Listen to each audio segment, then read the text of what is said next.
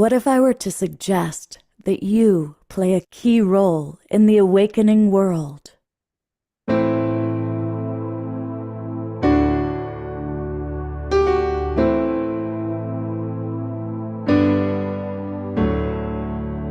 that you are watching this because you have heard the call.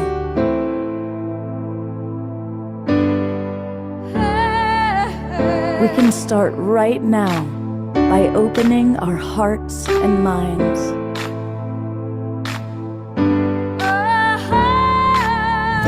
Welcome to the awakening world.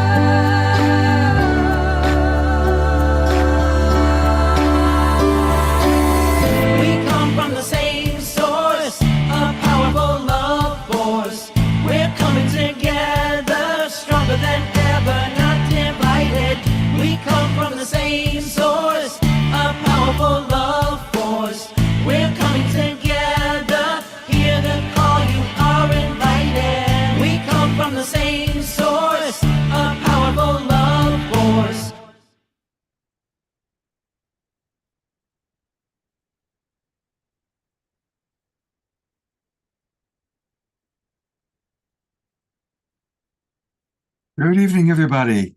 It is Wednesday night, just before October 31st, Halloween, and we are celebrating, as we do every year, Sacred SAMHAIN, and really dropping into the true kind of history of what this time means. And I'm absolutely delighted to have as my co-host just an extraordinary goddess, priestess, human being, the lovely Eden Amadora. And she has brought aboard a very special friend, Elizabeth Seraphine. And we'll hear the whole story a little bit later. They were just together in Egypt. And as always, we have our beloved friend, Omar Shar, our house musical artist. That's not Omar Shar. That's Karen. But we're glad that you're with us as well, Karen. We've got Omar Shar with us as well. We're going to have a powerful evening of really dropping deep into learning all about how to use this time when the veils are thin. But as always, we're going to start the show with a musical offering from Omar Shar. Yes, welcome everybody watching on Facebook and YouTube and our streaming partners, and happy birthday, Karen. I saw that. Lovely to have you, and I think that's why you got brought up there by Scott. It just happens to happen that way. So this is a very precious time of year, and I really feel it, and I'm so grateful that we're here tonight. And we're going to do something.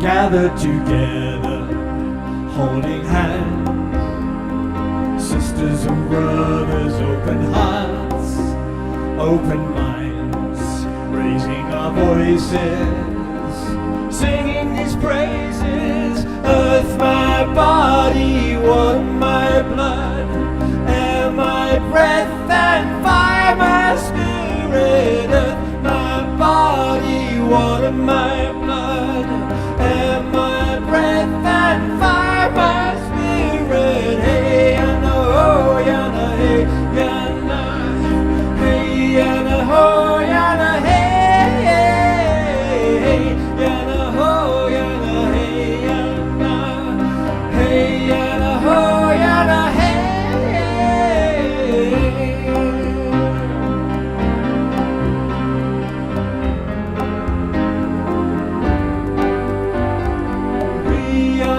here loving our. Hang on a minute. We are here loving our mother. We are willing to love each other. Open hearts and open minds. We raise our voices and sing these praises. Earth, my body, water, my blood, air, my breath, and fire, my spirit. Earth, my body, water, my blood, air, my breath, and fire, my spirit. Hey, yana, ho, yana, hey, yana, hey, yana, ho, yana, hey.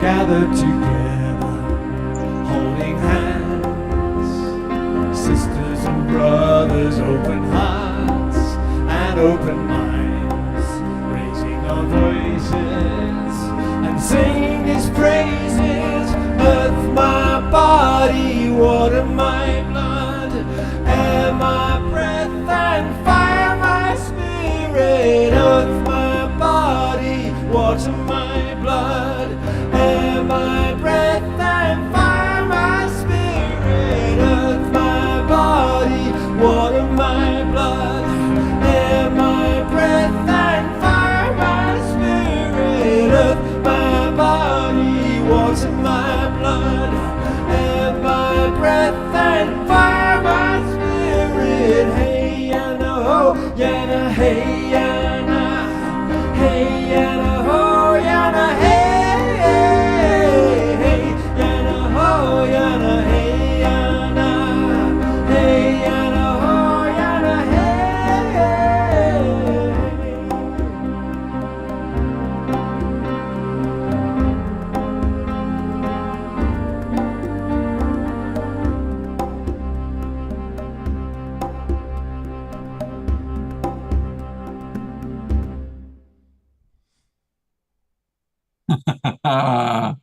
Let's go to gallery view and everyone give a big twinkle to Omashar for a beautiful, perfect opening song.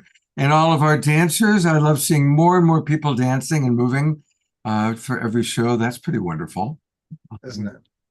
It's great, isn't it? And it all started with Eleanor Joy and Jeffrey and Adora. I know they were all rocking to Cornflower. That was just a moment in itself. Absolutely. So, Omashar will be back with 2 more songs tonight, which I'm very grateful for. And I'm going to go right into introducing Eden Amadora. I'm so grateful every time I get to have Eden on the show.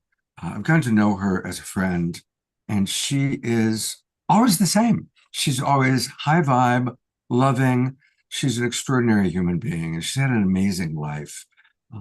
And she also has really studied deeply the way of the priestess and is truly an urban version of the priestess and really understanding what it's like in our current 3D world and how to raise our vibration and raise our consciousness. And she always does everything with love. So thank you for agreeing to host, really, tonight's special Sacred Samhain evening.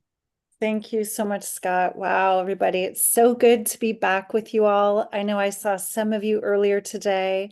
It's such a joy to come together in sacred ceremony and open-hearted spaces and places where we can really share together and be witnessed. And I'm excited to share more about Samhain in this time of year and to introduce you to a very special being who is here with me. So I'm going to bring in Elizabeth, and then we'll speak a little bit more about Samhain together. So welcome, Elizabeth. I'm going to introduce you. I I first found Elizabeth years ago through social media, through the internet, from resonance. And I know we all, as sensitives, we feel resonance. We can feel when our bodies light up, when we're like, oh, wow, something is really moving me about this being's frequency, her message, her energy. And what I could tell from what I gleaned from listening to her, reading what she wrote, was this is a being who has studied very, very deeply the mystical arts, from martial arts, ceremonial arts, shamanic arts, to priestess practices and initiations. She has been highly initiated in many different mystery schools. And I am going to read a little bit of her official little short bio so that we can really honor that. Elizabeth Wilcox Seraphine is a mystic trailblazer, the creator of the Priestess Path lineages of light. She has initiated tens of thousands of women worldwide. Over half her life, she's trained with masters and grandmasters, formally apprenticing lineages of sacred wisdom. She has 5 black belts. Not only is she a spiritual bad beep, she is a physical force to be reckoned with. So this is pretty awesome too. She has co-owned 5 martial art and Qigong schools and became the first female master instructor in her martial art organization.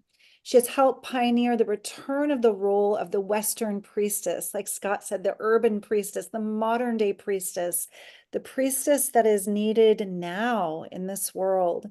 She continues to train initiates in the sacred arts, and you can find her on elizabethseraphine.com for more. I know we have a lot of our partners streaming live here, so just to repeat, that is elizabethseraphine.com. And wonderful to be here with you. I think it's worthwhile to share the incredible synchronicity of our coming together just weeks ago, surprisingly as well, after Scott asked us to do a show on the Awakening World, this very show, and I was a delighted yes. I was in Egypt across the world, and on the first night we were there, Elizabeth walks in to the very tiny group that I was on tour with without knowing she was going to be a part of it. So what a magical divine destiny date. So good to have you here tonight, Elizabeth. Thank you, Eden.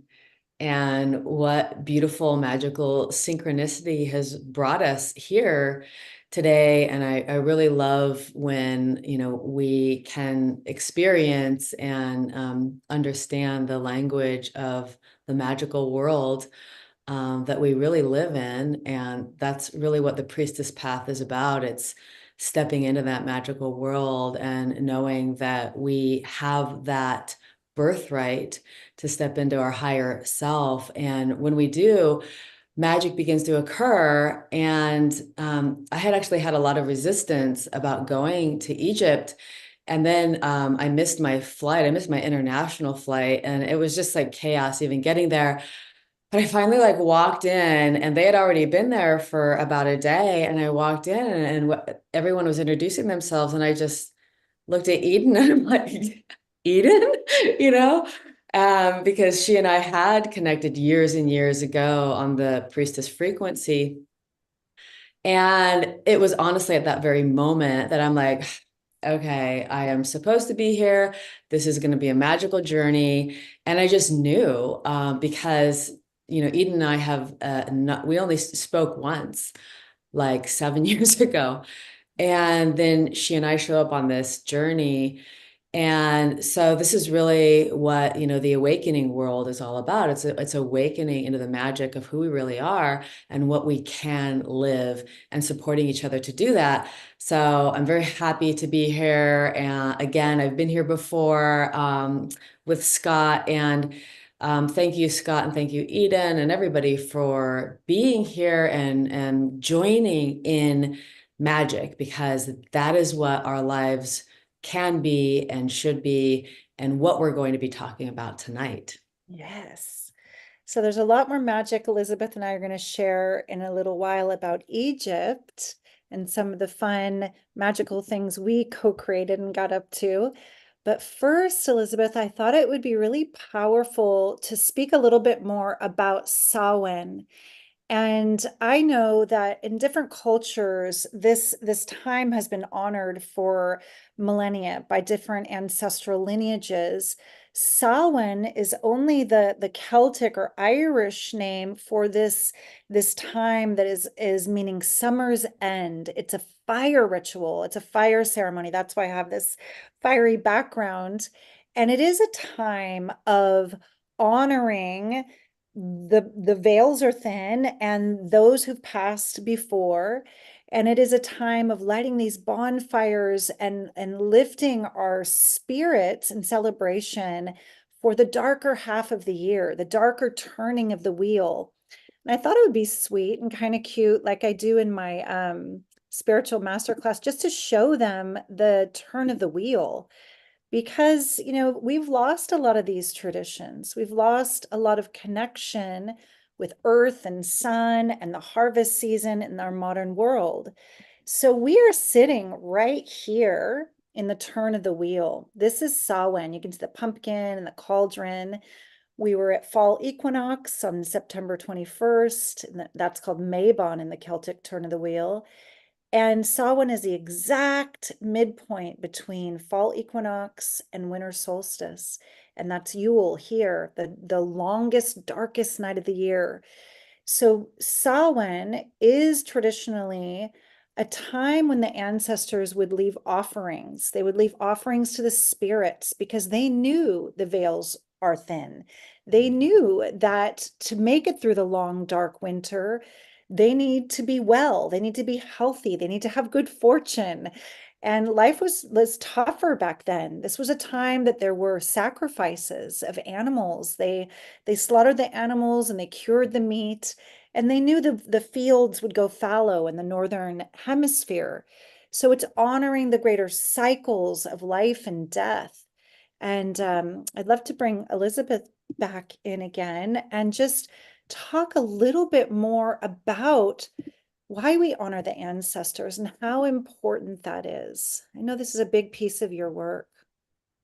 Yeah, I work a lot with the ancestors. In my traditions, I was taught to always honor the ancestors of the land that we're on whenever we show up there and before we do any kind of ceremony or ritual.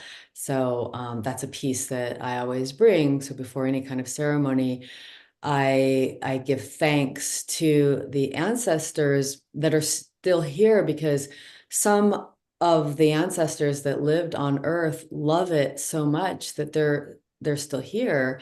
They've chosen to, be in the spirit world on this earth land still. And one of my first profound spiritual experiences when I was 3 years old was connecting to a Native American spirit who had died on this land that my father had bought in Oregon. And he was one of the most beautiful spirits I ever connected to. And I felt like he was my family member. And when I connected to him, I knew he was there because he loved that land. He's still, you're still able to experience the elements of nature when you're a spirit if you stay here, and it was still very sacred to him. So I received that transmission really early on, and I always saw spirits when I was younger. It was one of the reasons I got on the priestess path, the mystic path, because I was already between those worlds. And so I always saw people who had already passed on, dead people. So for me, my part of my medicine is being in between the worlds. And one of my first spiritual teachers named me Twilight Autumn Woman. So twilight is the in-between time. Autumn is also that in-between time, but that time of death, change, and transformation. And so it's really where a lot of my medicine lies, in the in-between worlds, and where I work a lot. So not only are there many ancestors here, but there are ancestors of our lineages, not only our physical, biological lineages, but then our spiritual lineages.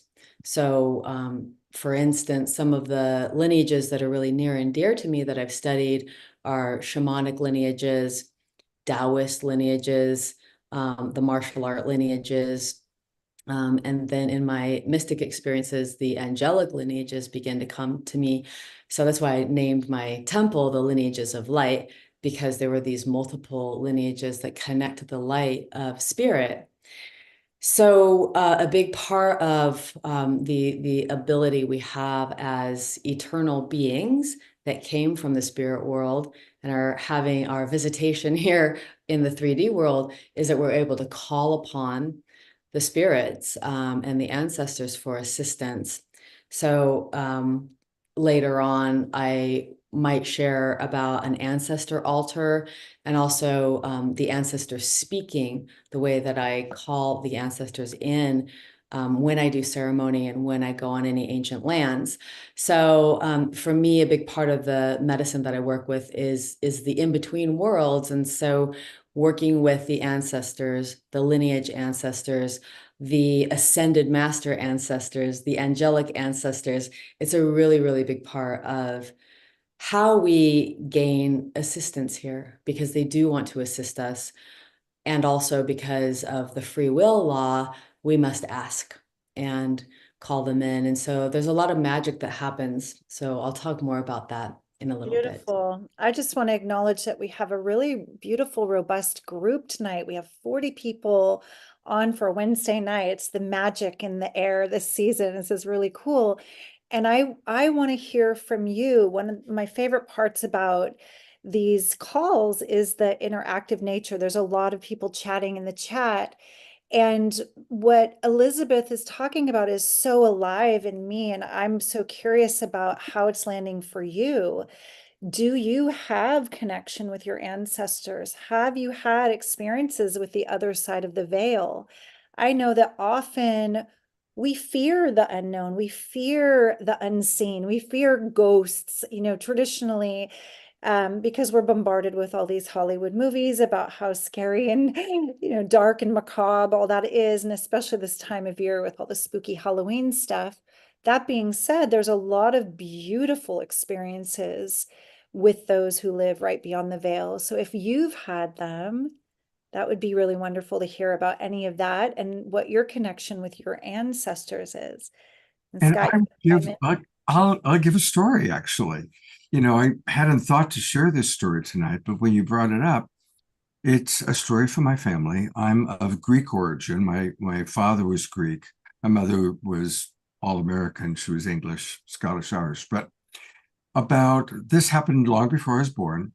My family, the Greek family, all came over, all started when Papu, who would have been my great grandfather, came over from Greece. And apparently, Papu was very flamboyant, and he came to America, and his whole thing was to create a better life for his offspring. Well, Papu eventually passed away. And when my grandmother was pregnant with what would turn out to be my Aunt Helen, it was a very bad pregnancy, and there was a lot of trouble. And there was an evening where everybody was gathered at home waiting for word as to whether she would survive, whether the baby would survive. There's a knock on the door. My father at the time was 8 years old, and my dad opens the door, and there's Papu. Now, mind you, Papu had passed away a long time ago. And my dad looks, there's Papu, and he had his famous, dad always tells the story, he had his famous straw hat on. Everybody came, and Papu said, I'm just here to tell you that Evie, that was the name of my dad's mother, Evie's going to be fine, and she's going to have a baby girl. And we kind of looked at each other, and Papu was gone. Wow. And that's a story that kind of came all the way through. And of course, sure enough, my Aunt Helen was born and is still alive today. So imagine telling that story, but I'm glad that you got a chance to share it. so cool, Scott. Thank you. Thank you. We have a couple comments coming into the chat. Eleanor Joy says, we fear because we don't understand. It's just due to a lack of teaching. So it's so wonderful that there's people like Elizabeth that are working with the unseen realms, with the ancestors directly and lifting the veils on this for us. And then Susan says, I've been in a journey learning about my ancestors. They're supporting me on how to integrate new energies. Wonderful, Susan. Yes. And people are just really enjoying that story, Scott. That's amazing. Isn't that fantastic, Elizabeth? Amazing. Yeah, I got tears in my eyes. Mhm. Yeah. There's just so much love from our ancestors for us and so much magic. I just want to share it now while it's on my mind. It's so simple just to get some pictures of your ancestors. This is my father who I helped him pass. And he was a very conservative man and did not understand what I was doing, traveling the world, studying with these weird people all the time. Um, but I always knew that he would know me when he was in his last days, and he would know who I was. So he did come back to me after I helped him pass, and he was just this shining ball of light. And he was so grateful. And, then I listened to something not long ago. A beautiful Maori man was talking about ancestor shrines, and he said, make sure you have your ancestor shrines and you give them, you honor them, you light some incense for them, light a little candle, maybe give them, like now Samhain, we would give them treats, different treats, chocolates, cream, butter, berries, wine. That's what's here. And to have conversations with them, and this beautiful Maori man was reminding us that just see what happens. Just see what happens when you start talking to your ancestors and honoring them and remembering them. So this has been in all of our traditions. And there's just something that really is heart opening. And then magic. I just love magic. Magic is like my favorite thing ever. And when I, met that beautiful Native American ancestor being who may have been one of my ancestors, because I remembered a death experience where I was a Native American. I died and immediately came back into a body, and I immediately was born right in Oregon. So I always thought that my dad was an Indian for whatever reason. It was just really wild. But so we can get pictures of our ancestors. These are my great grandparents. And right now is a really good time to set up those pictures. That's what this time is really all about. And light some candles, give some offerings, and talk to them. Thank them. If you're going through anything in your life, you can simply ask them for help, ask them for clarity, and just see what happens. So, Scott, that was such a powerful, amazing, magical reality that you lived and experienced. And it just reminds us that this is the world we live in. We live in a multidimensional world. The spirits are here with us, and they can come, and they do come. And so that's really what a lot of these practices are about, these shamanic practices, priestess practices, mystic practices. It's about working with the spirit world. Being spiritual is working with the spirit world. So just to bring that reminder in, yeah. So I'm going to read a couple more of the comments in the chat. Tammy Moore says, I've just gathered and blessed my passed on loved ones. And Eleanor Joy says, magic and miracles. Yes, yes, with many exclamation points. I can feel your heart, Eleanor, as you offer that. Dia Therese says, this evening show is a huge gift. Thank you, thank you, thank you. I desire more interactions with my Native American heritage. I am so eager to open what you're bringing to us. Namaste.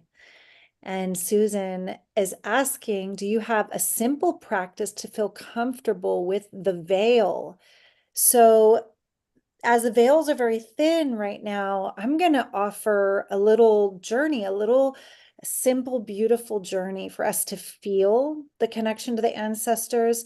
I wanted to ask Elizabeth, did you share the two practices that you wanted to, beloved, or do you have anything else to say before the journey to meet the ancestors? Well, if you want to do any kind of ceremonial invocation, I can do that. Yay. Yes. Do you want to do Please. like a ceremonial invocation before you do your journey? Yes. Thank you. That would be really powerful. All right. So I always love to you know, when we do these beautiful things, because I'm sure whatever Eden has in store is going to be very magical. I like to do them and connect to the sources of light, the angels, and the ancestors. So this is the way I do it. I light a little smudge, and then I like to smudge myself. So you can just take some breaths with us if you don't have smudge. Taking a deep breath in, inhale through the nose, exhaling out of the mouth, just coming into the here and now. Inhaling through the nose, sitting up nice and tall, and exhaling, letting go of anything that you need to let go of to be here now. And one more. Inhale through the nose and exhale. Just coming into your beautiful body, feeling your beautiful, strong spine, relaxing your face, relaxing your heart, being open to receive. I'm just going to offer this invocation. Great Spirit, God, divine light, infinite intelligence, we call to you. We ask that your light rain down upon us, in us, and through us, blessing every aspect of our life, body, mind, and affairs. Great Goddess, divine feminine, sacred feminine, you of many names, we call to you. We ask for your heart, your nurturance, your protection, and your guidance at this time. We call to the angels, the golden healing angels, our angelic family, our angelic protectors, our guardian angels. We ask you to be here with us. Bless each and every one here. Be by us as we walk through these times. And I love to call them the archangels, Ariel, Raphael, Michael, and Gabriel. We ask you to be here now, lending your power, protection, and guidance to this work. And we call to the ancestors of our spiritual lineages. Those lineages of light that we have been a part of in this life and in many others. We invite the lineage masters, those who have gone before, those who have been on this earth path, those who have shared wisdom, protected wisdom, and some of you gave the ultimate sacrifice to keep this wisdom here. We honor you, we thank you, and we invite you here now. And we call to the ancestors of our biological lineage, those that we love and those that love us. Those from our mother line, and we give thanks for all the wisdom and for these bodies. And to our father line, the ancestors that we love and that love us. We give thanks. We ask for your protection, your guidance. And we call to the ancestors of this land, the land that we are all on, whatever land that our beings are on at this time. I am in Sedona. I call to the ancestors of this land. I honor you. I respect you.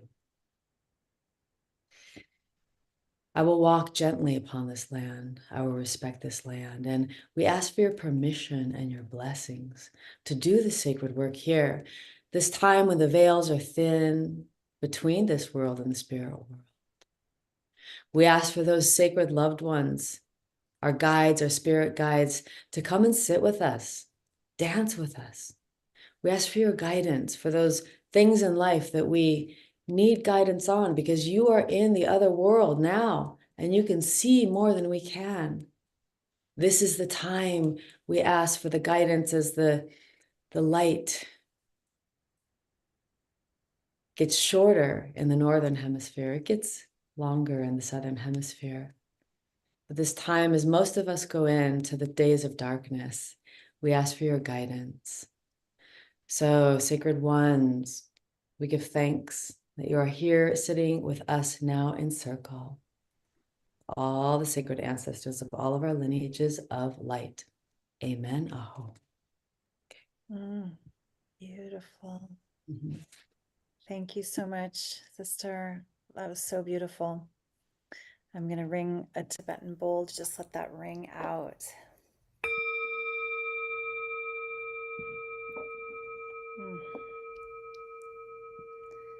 So as Elizabeth has taken us so deep into this honoring energy, let's close our eyes together. And I like to invite that we bring a hand of light over our heart chakra right in the center.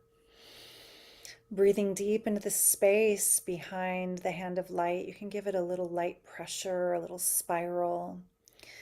Leaning a little bit more into our back bodies, bringing the crown a little bit further back, giving our minds to our hearts, and perhaps bringing another hand of light to the lower belly, the dantian, just feeling this rootedness.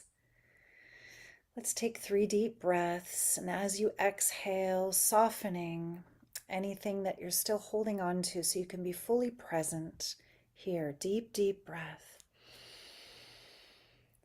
A little bit of sound, relaxing into this present moment, this expansiveness. Again, a deep sigh. And a final sigh, releasing any tension, especially at the root, feeling how safe you are in this moment, how held we are right here. Deep sigh.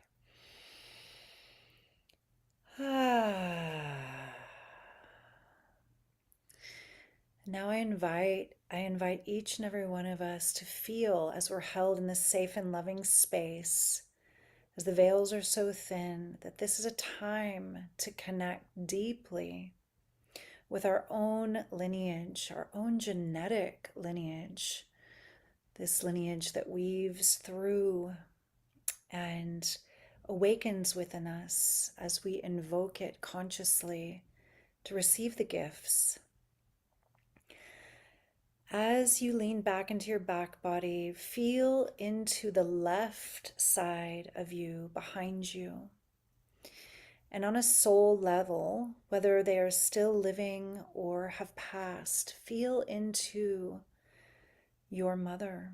On a soul level, this connection that is safe and protected and benevolent, no matter what happened or happens.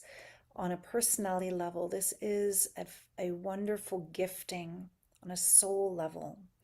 Feeling her standing behind you and a little bit above on the left. And then presencing to your right, your father.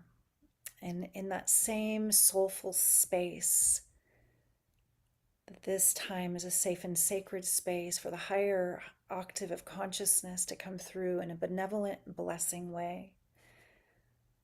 And as your mother and father stand behind you, feel them having your back on a spirit level. Feel the gift of life that they brought you into. And then behind them, to both of their left sides, place their mothers, a little bit above and behind your grandmothers, and feel them in their highest octave of soul medicine, what they are bringing to this lineage. And then to your parents' right, their fathers, behind and slightly above. And once again, in this safe and sacred space, the grandfathers bring in the codes that are of the highest octave for you. Deep breath, and as you continue to view behind the grandparents and slightly above, seeing their mothers to the left, their fathers to the right, that larger set of great grandparents, and feeling them on a soul level. And then again behind the great grandparents, rippling back and spreading out and up like this descending beautiful fractal that they, as they go higher and higher, they spread out further and further into the thousands of ancestors. And as you hold yourself here as the result of their choices, they're coming together, feeling on your in-breath this receptivity to their gifts, their codes, their keys, that which they have come to bring you from beyond the veil, and perhaps that which you already know they have brought you through the lineage. Really honoring and receiving on the in-breath, deep breath. And on the out-breath, breathing gratitude. Thank you. And feeling this wave a few times, just breathing in the gifts and breathing back the grace, the gratitude. Thank you. One more deep, deep, receptive in-breath. Exhaling great gratitude to be here now with all you carry, all the medicine, all the tools, all the gifts. And now allowing spirit to reveal a particular ancestor who is here tonight as the veils are thin. And this ancestor has a gift, a message, perhaps an image, a symbol, a feeling, something that they are offering you now, just breathing and receiving, allowing that exchange, that to arise in timelessness, breathing it in and breathing out gratitude. Thank you. And as you lean back and breathe deep, just allowing spirit, if there are any other benevolent ancestors from your lineage, carrying a message, carrying a gift for you on this night, allowing that to be revealed.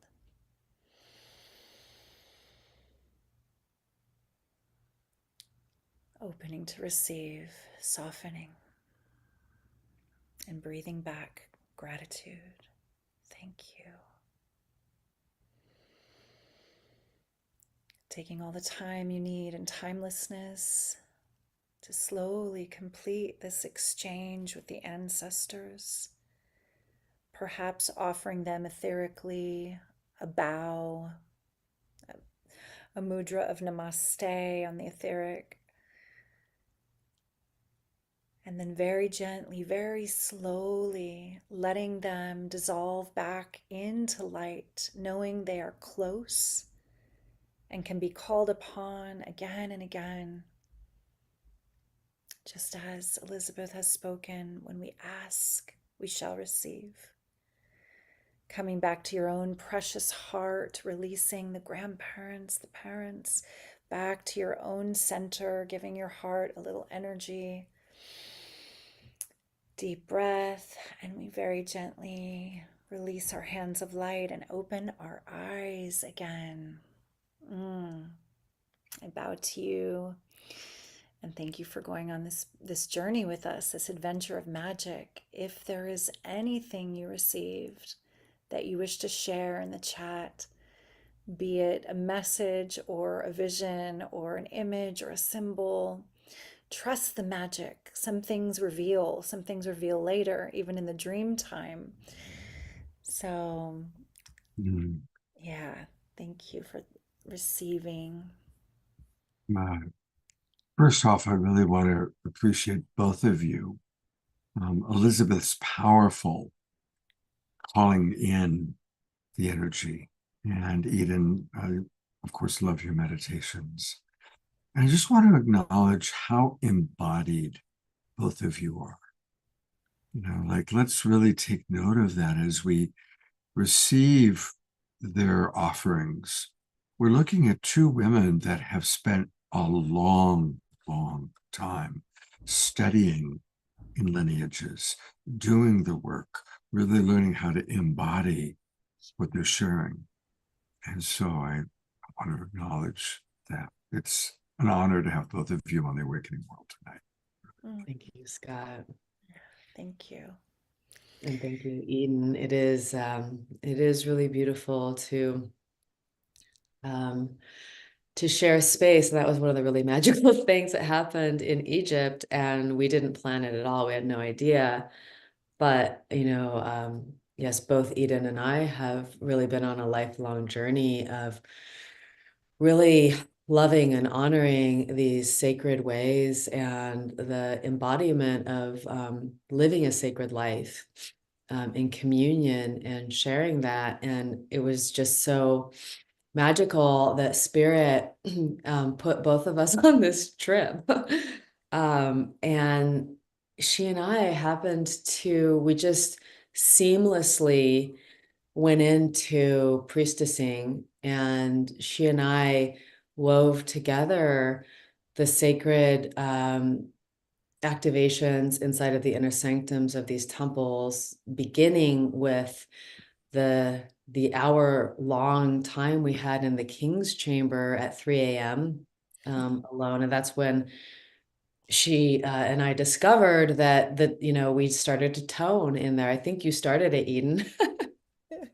And I'm like, oh, great, this is wonderful. Let's tone. And so then, she and I just wove together, and we really don't even know each other.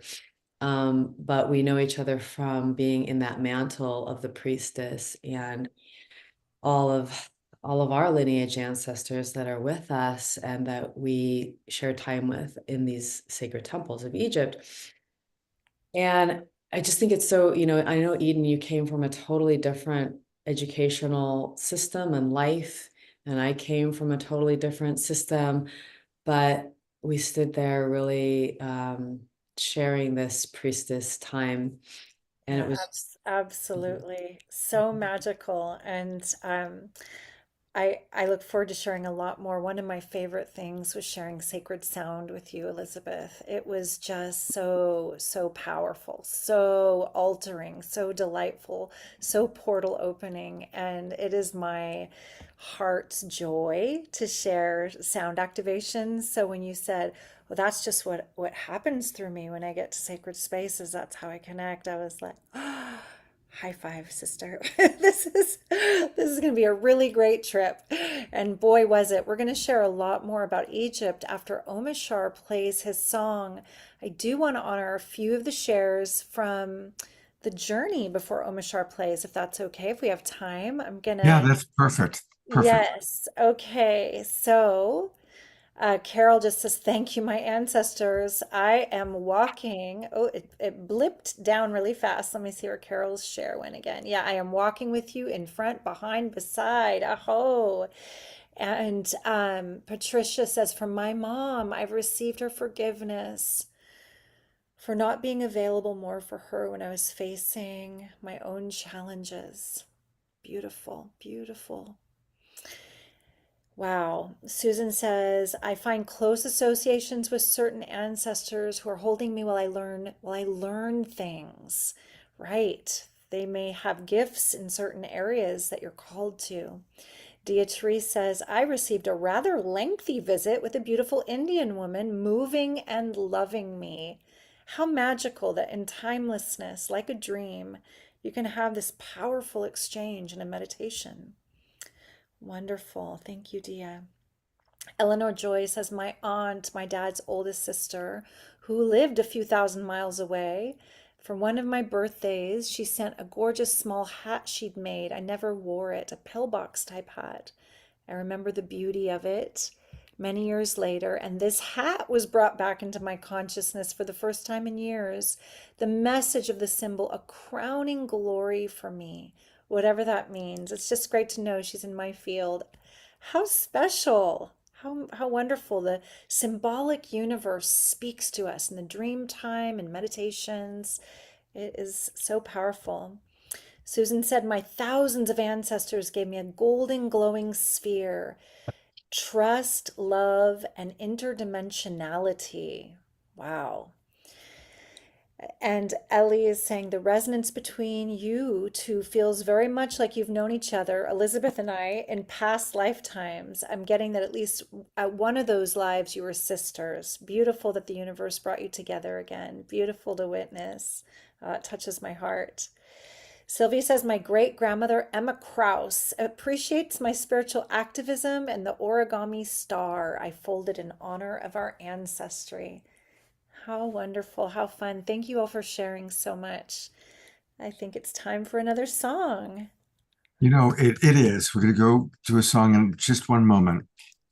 We're getting people also commenting on Facebook. I'm trying to track all the Facebook comments, and it's hard because there's so many different Facebook pages that we go to. So I want to just remind people that you can come into the Zoom room, come join us, and it's easy to do that. Just go to globalpeacetribe.com, globalpeacetribe.com. That's where you'll learn all about the different shows that we do, and click register for the new season. And when you click register for the new season, which will happen one of these moments here, well, it does usually take us to the constant contact page. It's the Samhain glitch. It is the Samhain. It is every week.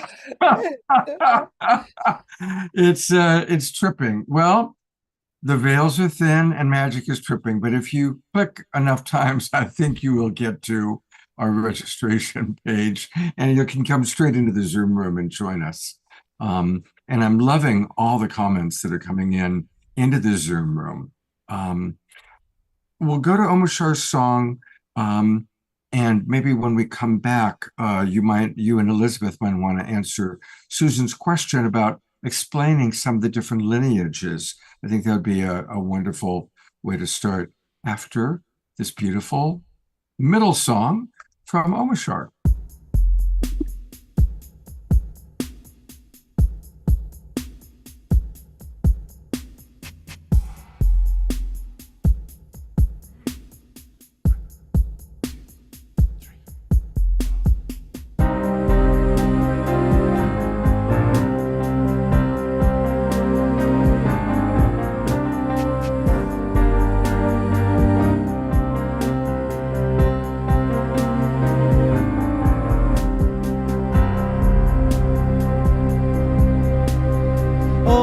Relations, I am one with you. In all that you teach me, I give thanks to you. With my heart I listen as I pray. I know you are with me, guiding my way.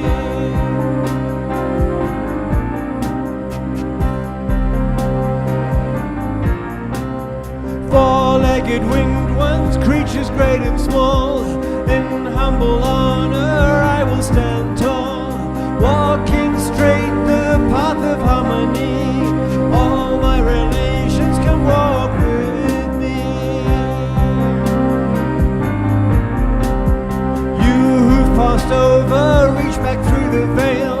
We're thinking of you, though you've set sail. Heaven and earth are one reality. Know that we love you, we love that you're free.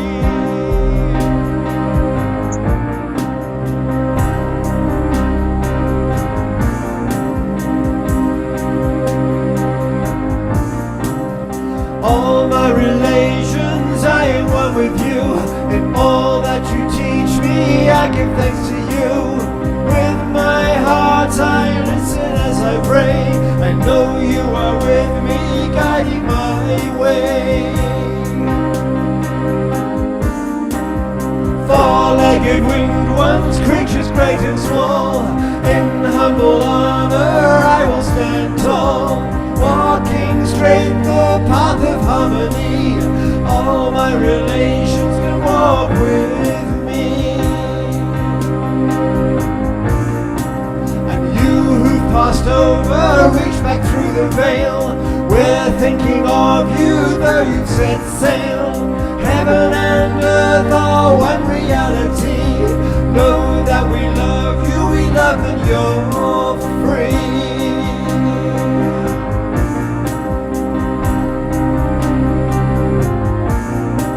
'Cause all my relations, I am one with you. In all that you teach me, I give thanks to you. With my heart I listen as I pray. I know you are with me, guiding my way. Four-legged winged ones, creatures great and small. In humble honor I will stand tall, walking straight the path of harmony. All my relations can walk with me.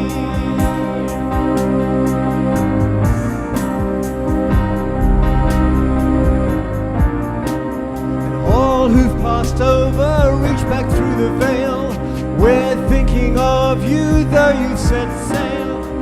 Heaven and earth are one reality. So know that we love you, we love that you are free.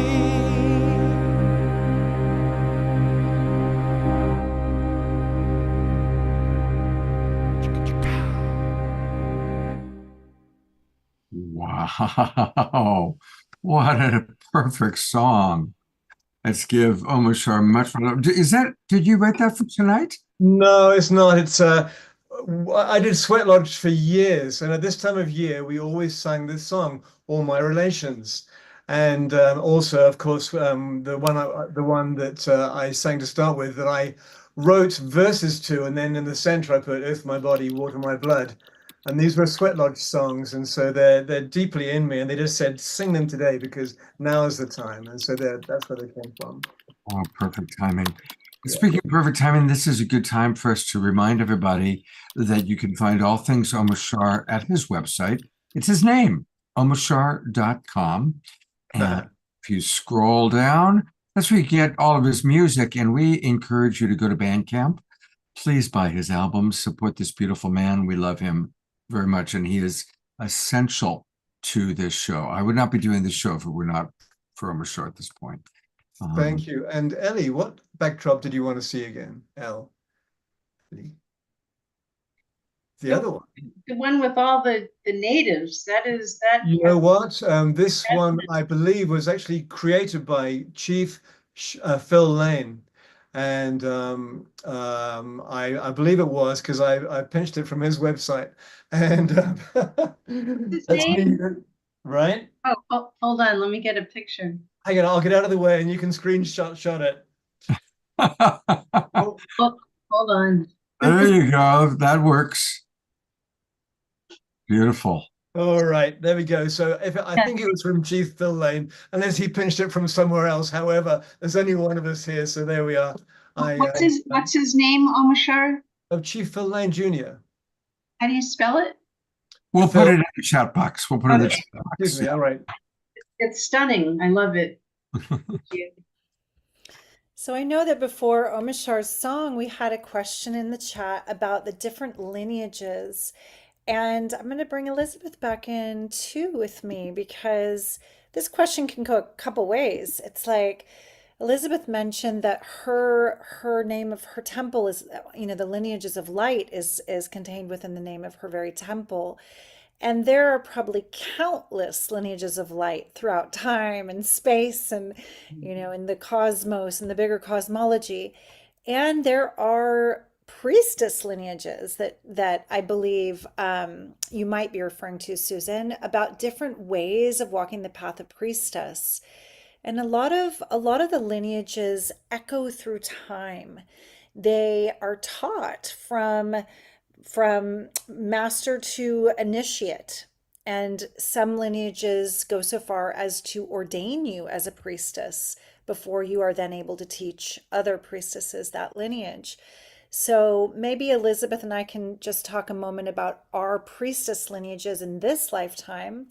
And as far as all the lineages, I honestly could not name all the priestess lineages in the world because I know that they have been echoing throughout time from temples of ancient Sumer to Egypt. And if you have that vast, larger pattern view of the epochs that have been here on Earth, Lemurian, Atlantean temples, And, you know, we're going forwards and backwards in time. There are temples in ancient Greece, and there are temples in Malta. There are temples all over the world that are goddess temples that probably had their unique teachings and lineages. And just as the goddess is she of many, many innumerable names and faces, I would bet that the priestess lineages are pretty high up there in number because of that reason. So, Elizabeth, would you like to share a little bit more about your priestess path or the lineage that you were ordained in? And I'll talk a little bit about mine. So my journey, it began like out of necessity because I was seeing between the worlds, or the worlds were coming to me, because I saw spirits all the time as a child, and I would hear them, and I had telekinetic activity happen around me. So my childhood was full of all of this. And then I asked it to go away, and I prayed to God to take it away from me. And I stopped the site for a while, but it bottled up the energy in me. And then I created an illness. And it was through that illness that I was forced essentially to find the first lineage that I connected to, which was the shamanic lineage, because I had to heal my soul. I had to bring my soul parts back that I had basically lost, if you will. And so the first lineage that I connected to was the shamanic lineage. And then inside of that shamanic lineage, as you mentioned, yes, there are different lineages, because basically any individual receives lineage information if it comes from a lineage that's been carried throughout time by other humans on Earth. That would be whatever lineage you get, you know. And then there's this lineage. So anyway, my first lineage was shamanism, and that I had many experiences that in there that I dedicated my soul to these lineages early on because they brought my soul back, and I had a miraculous healing. So I quit college and I vowed to go find these sacred lineages of wisdom. I knew that they were around on planet Earth, and I knew also that they were dying out. And I knew that I was of that ilk. I actually wanted to join a temple when I was about 14, but there were no temples and there were no priestesses. And that made me very, very sad. And so I basically went on a journey to go uncover the lineages that I was drawn to, or the spirit led me to. And then I put my own temple together. So no, there was no woman that walked the path that I walked. And so I apprenticed masters of sacred lineages, beginning with shamanic lineages, going into martial art and Taoist lineages. And I did that for most of my life. And then I began with the mystic experiences, death experiences, direct revelation experiences. And that's where I connected to the angelic lineages, and they gave me the angel songs and certain things like that. So then there came a time when literally the goddess visited me, and she asked me to help to anchor in the sacred feminine on earth. And that's when I codified my temple. So there's no lineage that I was ordained in. I went and I apprenticed many lineages, and then had this very strong connective experience, and then was asked by the goddess herself. So my lineage is unique unto me. I would be like the one that started this one, because it pulls from many sacred lineages, which is why I call it the priestess path, lineages of light, because they're all lineages that connect to the living light of the divine, the living light of the one, and the source of all miracles, the source of life, the source of everything. So that's how I created the priestess path, lineages of light. It's my own lineage. Beautiful, Elizabeth. Susan says, this is a sublime story, and I feel gratitude for your journey. And it is through suffering often that we open to such immense grace on the other side. So I really feel that in your story of overcoming dis-ease when your soul was sickened. It's almost like that Native American story where the chief or the medicine man asks the man who is unwell, when did you stop singing? When did you stop dancing? When did you stop honoring beauty and magic? And it feels like you had this blessing to meet a great teacher that helped remind you who you really are again. And that's so powerful. And then from there, it opened up into all of this. It was like a quest, like a vision quest. So I had an interesting journey as a young one who came in super sensitive, as so many of us here are. I can tell if you're here, you are one of the sensitives. And my mom had been a great seeker of philosophy and different religions. She was a student of comparative religion. So we had books about the feminine Taoist masters, and Baba Ram Dass Be Here Now was like gifted to me as a young teen, autobiography of a yogi, and I devoured her books. I was just so hungry and curious because I felt resonance. I felt remembrance. I felt this way that my soul was coming back in, not as like a completely like this is new and foreign to me, but oh, I remember. So I started doing yoga at 13, and my first lineage was yogic. And then from there, entered into a study of meditation and Kriya. I was initiated into transcendental meditation at 19, a very young meditator. But there was part of me that was being pulled also towards what does it mean to walk a more medicine path, a shamanic path, a path that honors the in-between space and the veils, beyond the veil. What is that? And I did find a teacher, a female teacher, that would weave sound and movement as her primary medicine. So I became very passionate about going into altered states through sound medicine and movement medicine, and working with different medicine people around the world through this female mentor. And one of the teachers, one of the experiences took me into a shamanic lineage in Arizona that some may know. It's called the Twisted Hair Tribe for a short time. So I also had that shamanic Native American based introduction into the mystery and the sound and movement medicine. And then I found the 13 Moon Mystery School, which delighted my heart and healed so many core wounds around the feminine, around competition, around comparison, the sisterhood wound. Growing up being a very sensitive, very kind of nerdy little kid, and then blossoming kind of into my embodiment at 15, and then having a certain impact on other women because of the way I look, there was a very strong sense of, am I safe? Can I be my free and sensitive and, true magical self? Or will I be castigated from the tribe? Because probably, little girls can be very mean. So to find the mystery school that was the embrace of the feminine 16 years ago healed so much of that in my heart. And through the mentoring of Ariel Spilsbury, who I really deeply want to honor as an elder and a crone, she is a living embodiment of unconditional love. She is a person that has dared to speak truth with such fierce love to me that the gift to my soul growth has been immense. And Ariel's been on the show with Scott and I. We had a mythic show with her on that was really fun. So my lineage is a triple pronged or a braid between the yogic, the shamanic, and the divine feminine mysteries. So when I work with people, I bring this kind of alchemy between these three paths very often.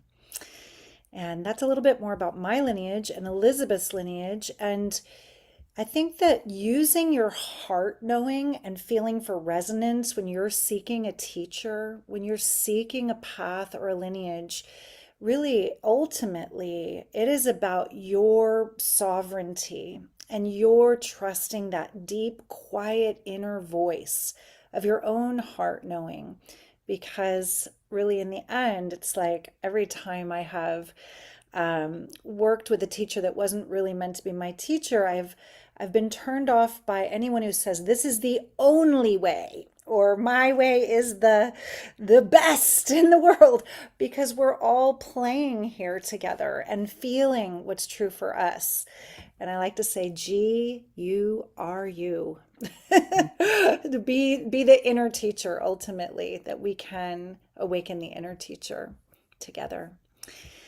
So, Scott, this might be a fun time to go into some of the bridge between the Day of the Dead, Samhain energy, and mystical Egypt, because there's so much mystery around the Egyptians that, the Egyptian places, the tombs and the temples that Elizabeth and I visited, and how they walk with such a deep connection to the other side of the veil.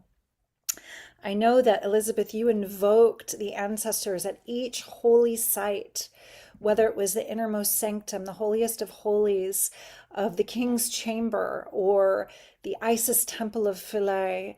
I remember there were 3 experiences in particular for me where we used sacred sound after your ancestral invocation, where my body started to shake, where the energy of the place was so palpable and still so alive. That beyond the veil energy was so alive. You want to share more about your experience too? Well, the first temple we went to was the temple of, and the Egyptians say it different. They say Fila, I believe. We call it Philae, but they call it Fila, the temple of Isis. And the moment we stepped foot there, even though that temple has been moved, I started crying because, I've been to Greece and I've been to Rome, but I did not feel the spirit of the temple as I did when I was in Egypt. And so for me, it was a real homecoming. And I know that the temples they're meant to be used. The reason that there are temples and that there are temples to the goddess and that there were priestesses in those temples were to use those temples for initiation, for remembrance, for guidance, for honoring. And so the first thing I did when we got there was to connect to all the ancestors that have, loved those temples and been there before. And then also the great spirit ancestors like Hathor or Isis, right? That were those temples were dedicated to. So because we live in a free will universe, and so one of the women asked about how can we feel more comfortable about about working with the veil or working beyond the veil or the thinning of the veil. And the way I always say it, it's like, well, it's like anywhere. It's like walking down a street in New York City, the spirit world. It's just there's a lot of beings there, just like there's a lot of beings on a street in New York City. And I have an intention of working with. We call to specific beings like compassionate healing spirits, or I work specifically with angels, archangels, and the divine light. So I work mostly with light beings and angels. So we have, because you are a powerful being that can intend and you have the birthright of discernment, you just use that. And so none of us were taught how to be who we really are, which are these eternal spirit beings. But when we discover the laws of the universe, and we know how powerful we are, that we have the right to intend, we have the right to sacred space, we choose those things. And by that choosing, and by knowing some of the tools of protection, right? The tools of basically creating a sacred circle. I teach banishing, I teach invocations. When we know those tools, we feel more empowered and we feel safer about dealing with the spirit world. So it is an education, like any education. But anyway, so because of free will, we do need to request. And when we request with a sincere heart, the spirits show up, the specific ones that we've called on. And so Eden's a sensitive, And so it's beautiful that you felt that. In the King's Chamber, which was the first one that we were at, we were toning. Each person would lie in the red granite. They call it a sarcophagus, but I don't think it is. Anyway, a person would lay in there, and then all of us, we just ohmed. Very simple. Om. And we did it 3 times for each person. But every time we did that, I heard this man's voice, a very like empowered man, like in the back of the room. And I heard this very beautiful, feminine, almost angelic voice at the same time. And I'm like, okay, it's not Eden, and I'm like, everyone else is just like normal, normal people. They're not doing this every single time. And I realized what I felt like it was like that man was like a protector of that space, and he's there like in that pyramid, And so the ancestors were there with us the whole time. It was so beautiful and magical to feel them. What did you feel in your time? I had such a timeless experience laying in that granite.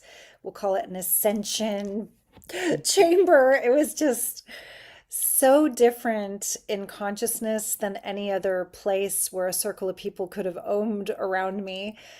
I can share briefly, and then I'd love to hear what you felt too. I experienced dropping into a theta state meditation instantly, something that would take a while of dedicated practice to experience that amount of stillness of mind, of no mind, and vastness. And a large portion of my consciousness felt like it was out of the body in a very vast kind of cosmos.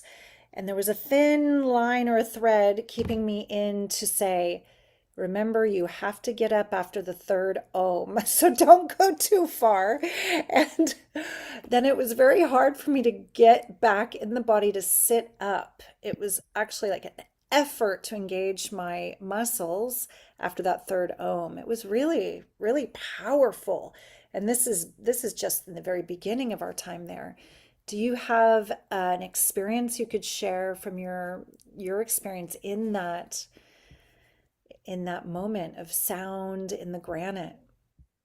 Yes. So we didn't have much time. We had 3 ohms, each of us. And so, what can you do in 3 ohms? But I had a similar experience to yours, and you elucidated it very well with words. And immediately I was just like, oh, in this like vastness of space. But I felt like, to me, okay, this is an interdimensional portal, and there are interdimensional beings that are available to connect right now at this time. And I felt that had I more time,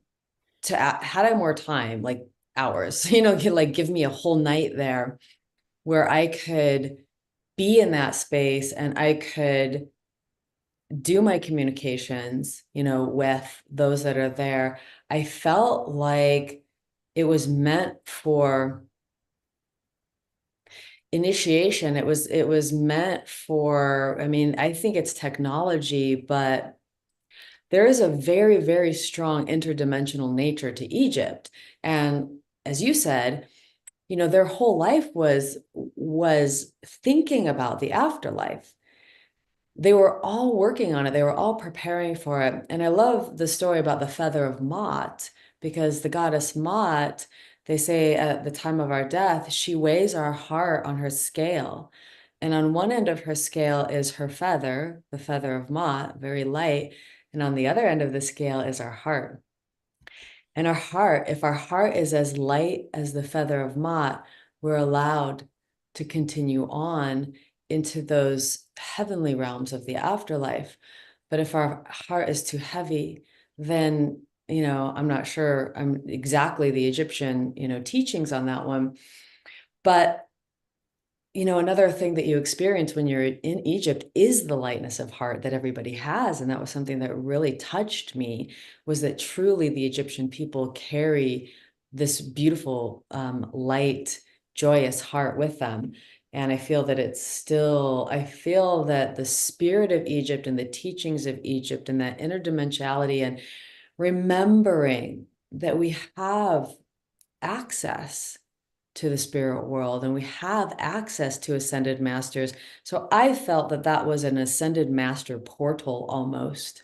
Beautiful. That to connect with them.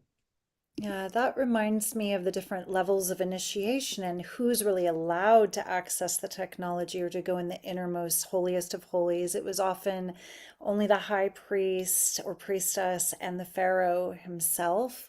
So it does feel like the highest level of initiation to use, much like Hatshepsut's throne of Horus in the innermost sanctum of Edfu, the Horus temple we saw in Edfu.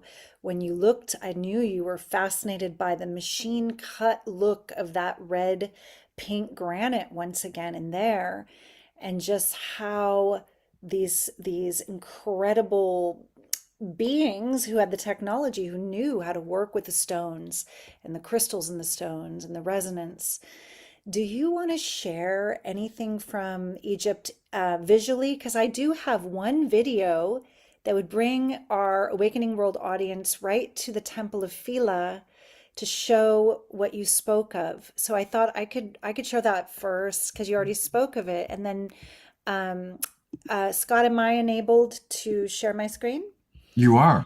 Okay, then I'm gonna need to quickly get that up, and then I'll share my screen. I believe I have it. Yes. Okay, so I'm gonna set up the screen share for you all to see what Elizabeth was talking about. And this is pre-dawn. Do you see my screen? Do you see this? We do. Isn't this beautiful? I'm going to play the video, but first, before I play the video, as a still, look at the hieroglyphs and look at the above that doorway that I'm gesturing towards. That is the winged solar disk of Horus. And it's a very famous Egyptian symbol that symbolizes their most beloved falcon god in the form he takes against the quote, quote, evil uncle Set. And I think depending on the level of initiation, the symbolic universe of Egypt starts to open up more and more to you around who these characters are and what they really mean and the teaching stories behind them. This happens to be a symbol that when I was 28 years old, just entering into my Saturn return, I actually tattooed on my sacrum. Without having a strong connection to Egypt or knowing anything about being a priestess, I activated my own Kundalini and had a full-on Kundalini crisis after tattooing this symbol. So I thought, well, that's something to really explore. And this symbol opens up in a dimensional way when you flip it. The two little serpent gods, I believe, represent much like the Indian Vedic or yogic rather, Pingala and Ida channels. And the sun, when you open it, becomes a channel of light, the Sushumna, up the whole spine. The wings, the Isis wings, they flower and unfold at the third eye, seeing beyond the veil. And the serpent becomes the swan of initiation, of awakening. So Horus represents light and enlightenment, the light within us, the light that we bring. And the evil battle that these two serpent allies help him with is the battle against darkness or sleep or density. It's awakening. So I thought I would share that from my personal initiation around that symbol. You can see our beautiful little Hathor head to the right of the screen on the pillar there. And I'm going to play the video. Remember, it's pre-dawn. I'm just waking up. It's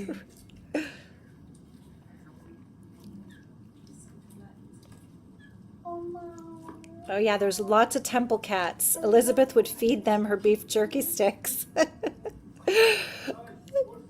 No, the ones I brought, I didn't eat one of them. I fed all the cats and dogs. Temple of Hathor in front of the temple of Isis. Just one moment.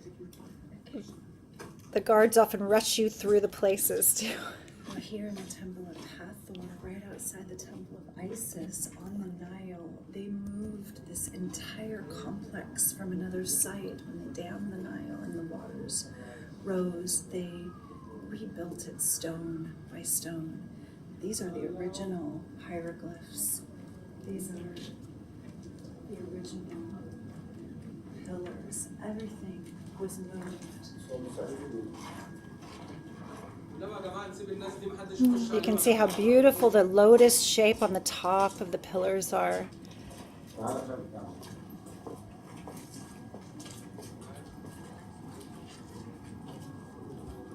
This is Isis and Osiris.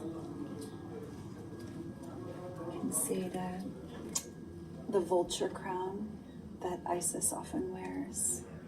The ring and the rod is a symbol that repeats so often in ancient hieroglyphs and images, even of Sumerian goddess Inanna holds the rings and the rods too. It's a mystery as to what it really means, if it is symbolizing the Alpha and the Omega, the masculine and the feminine. I'm just going to pause it here. We don't have to listen to the whole video just to feel the beauty of this. Now imagine that it's coated in a colorful plaster. Everything is actually vibrant. And in fact, in some temples that Elizabeth and I went to, the eye of Horus would be missing because when it was originally painted in these beautiful deep colors, they would embed gemstones even into the walls, into the eye of the god or the goddess that was there, especially Horus. So this, even though it is, faded and broken, and you can see plain cement holding it together, and they moved it brick by brick, it was still so, so gorgeous. So that's just one of the temples, and we went to so many temples, so many tombs. Elizabeth, is there anything you would like to share with the audience? See if I can share my screen, and if I can share my screen, I will share a little bit.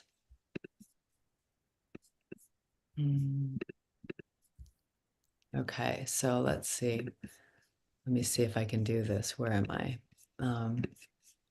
It's fun that Jeffrey spoke about the Alpha and the Omega being the male, female, and I had just spoke of the ring and the rod on the hieroglyph as that as well. There's a Yeah, lot of symbols like this. yeah, the ring and the rod. Is this me here?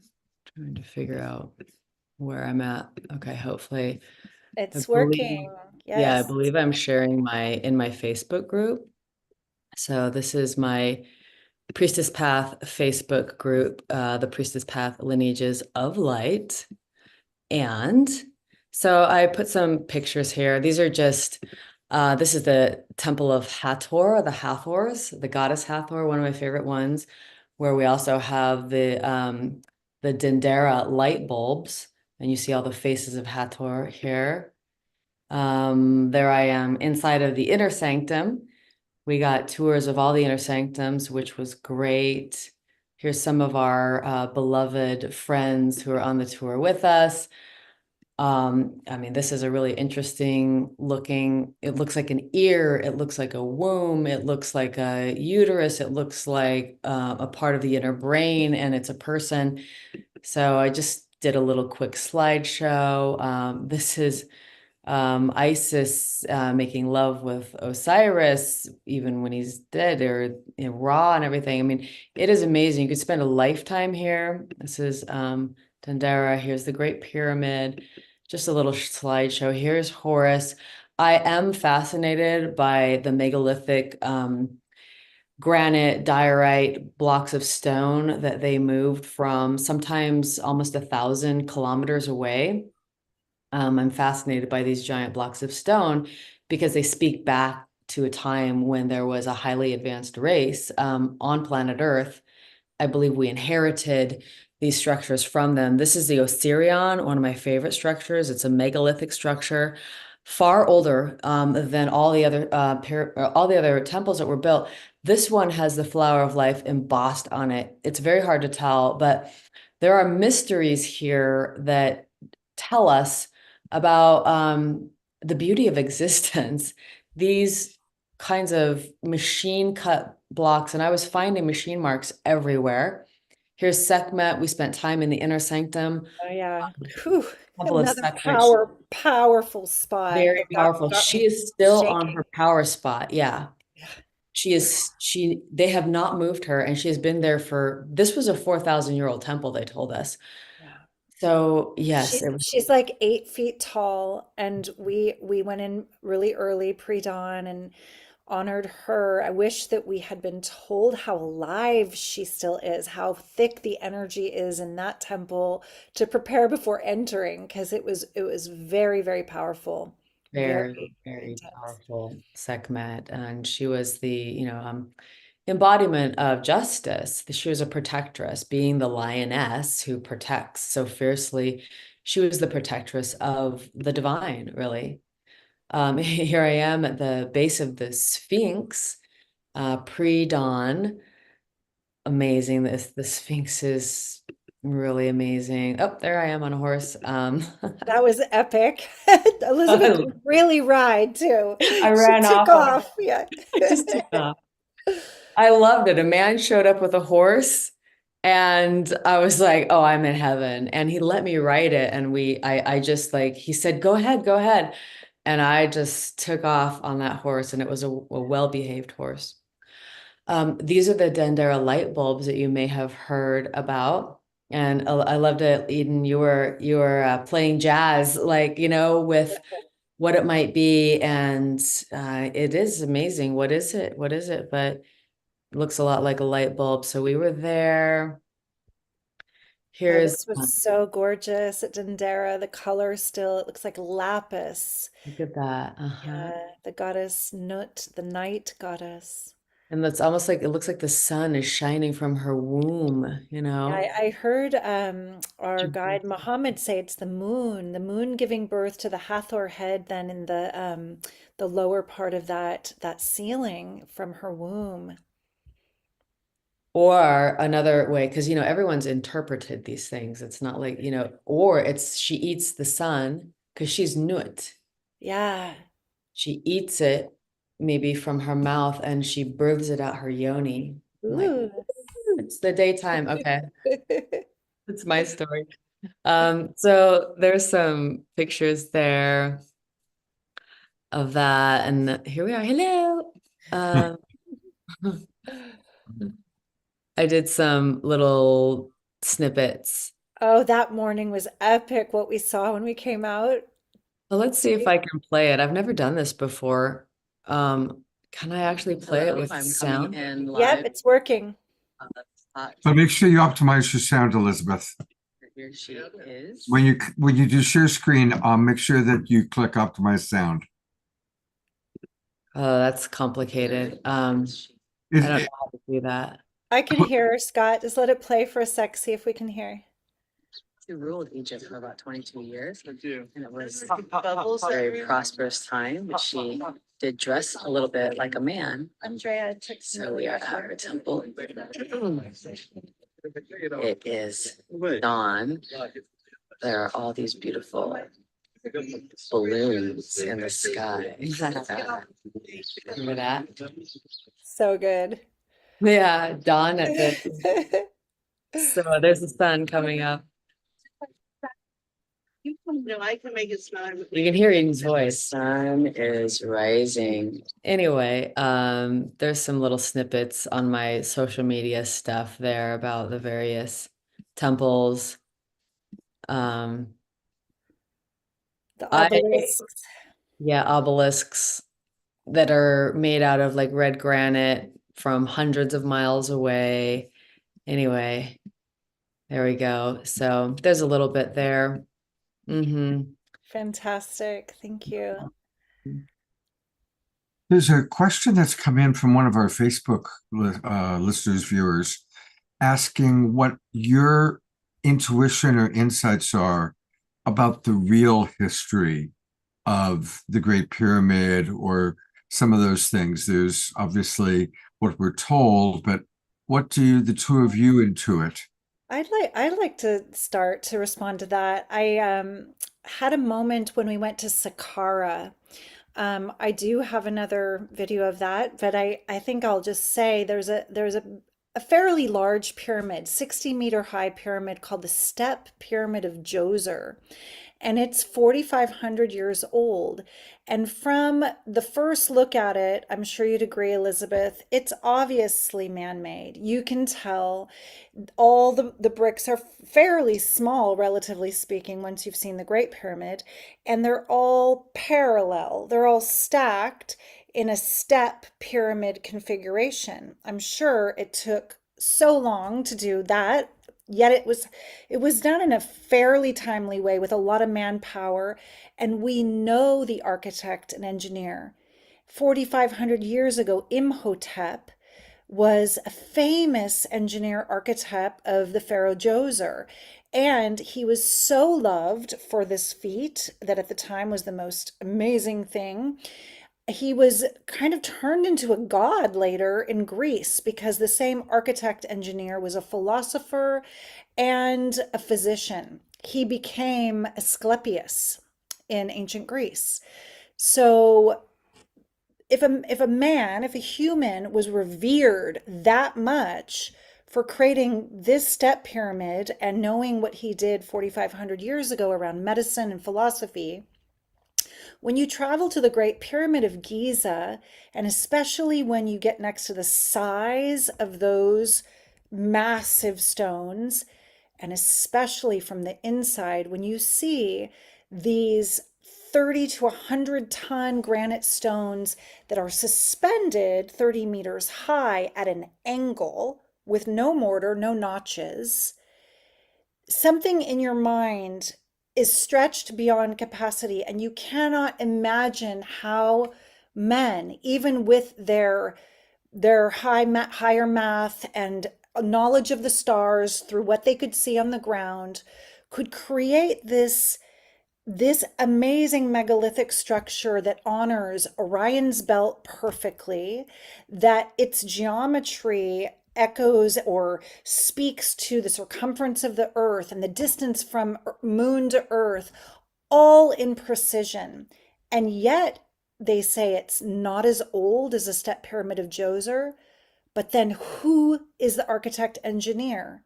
And where are the papyrus scrolls and the stone tablets that speak of how in the world they made this? We know now, and Elizabeth and I stood in between the paws of the Sphinx, that the academic community resisted for a very long time the fact that the Sphinx is pre-Diluvian because they couldn't find their usual way of dating things. They couldn't find pottery shards around it. I know John Anthony West is famous for this as even not a esteemed academic archaeologist, as an individual who questioned the narrative and then wrote many books about it.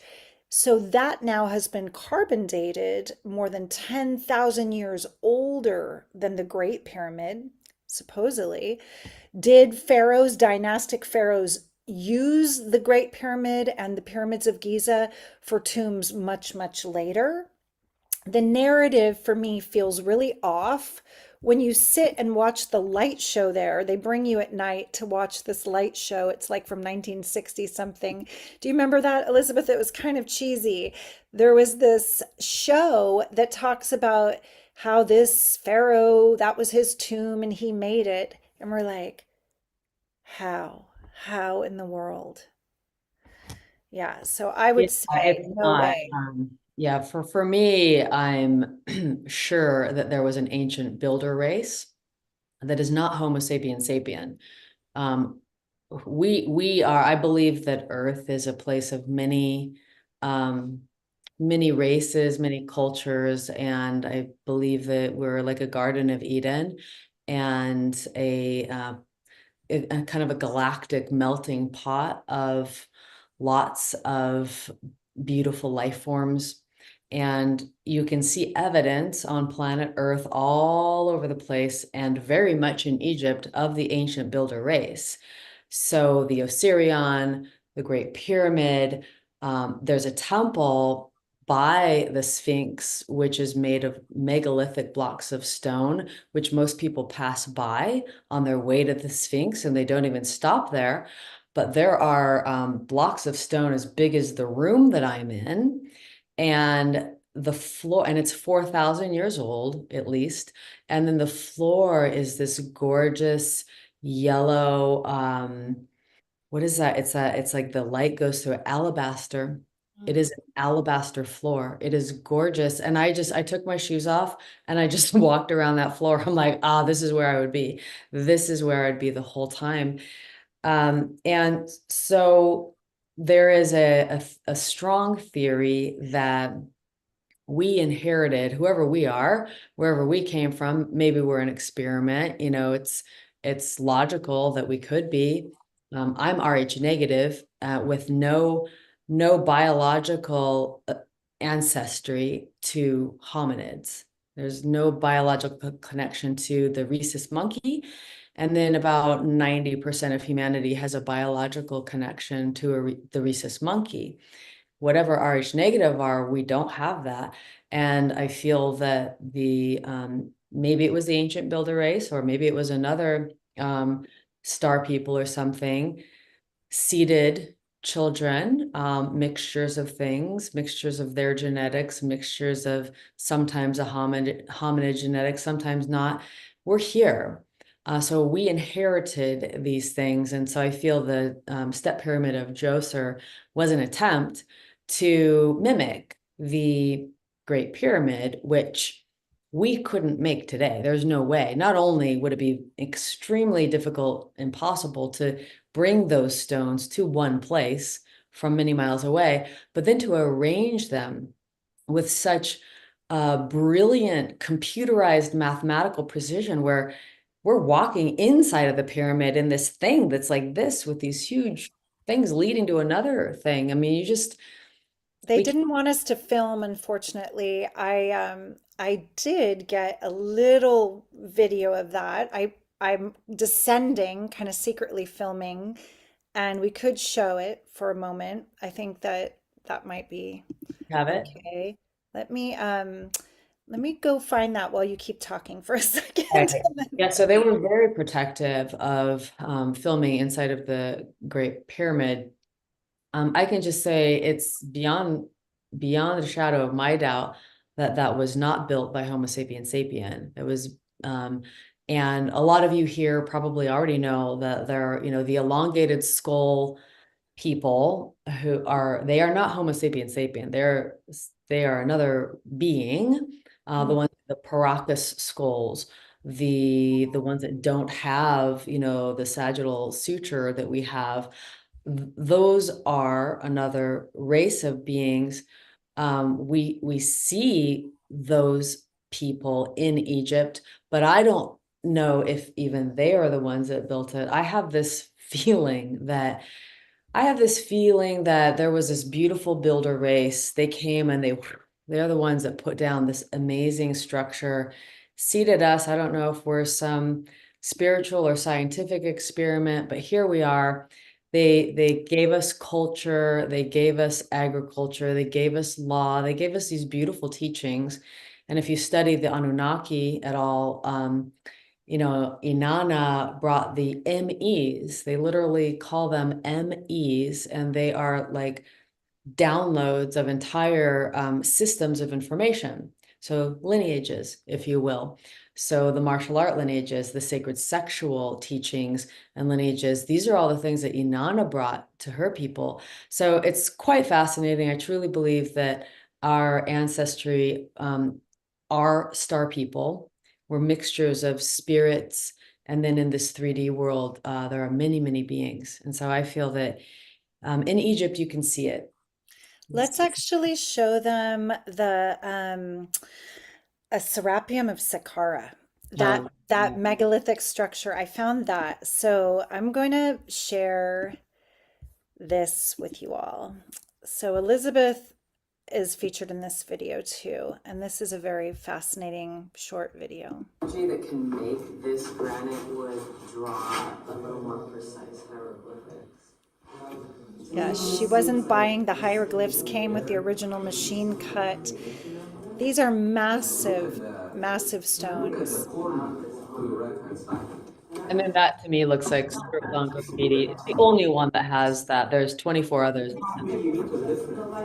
24 in total. 23 others do not have that approval.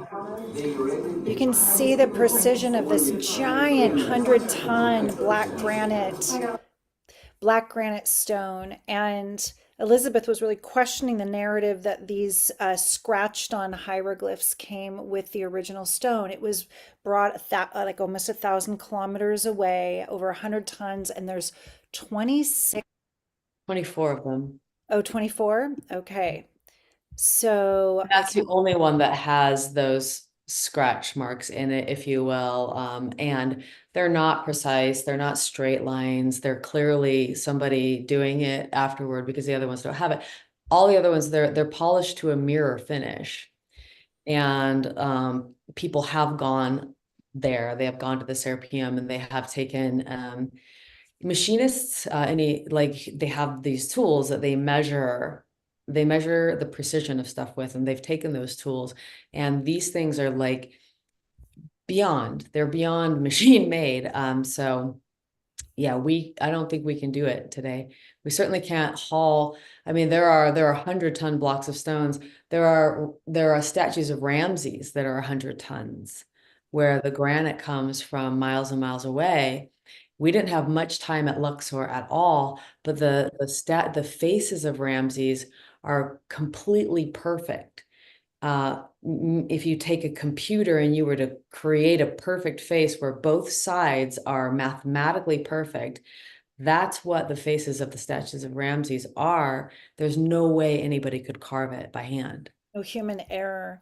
I'm Yeah. going to show one more really wild hieroglyph that we went to at the Temple of Seti, that we saw rather when we went to the Temple of Seti, the first. Can you see what I'm looking at?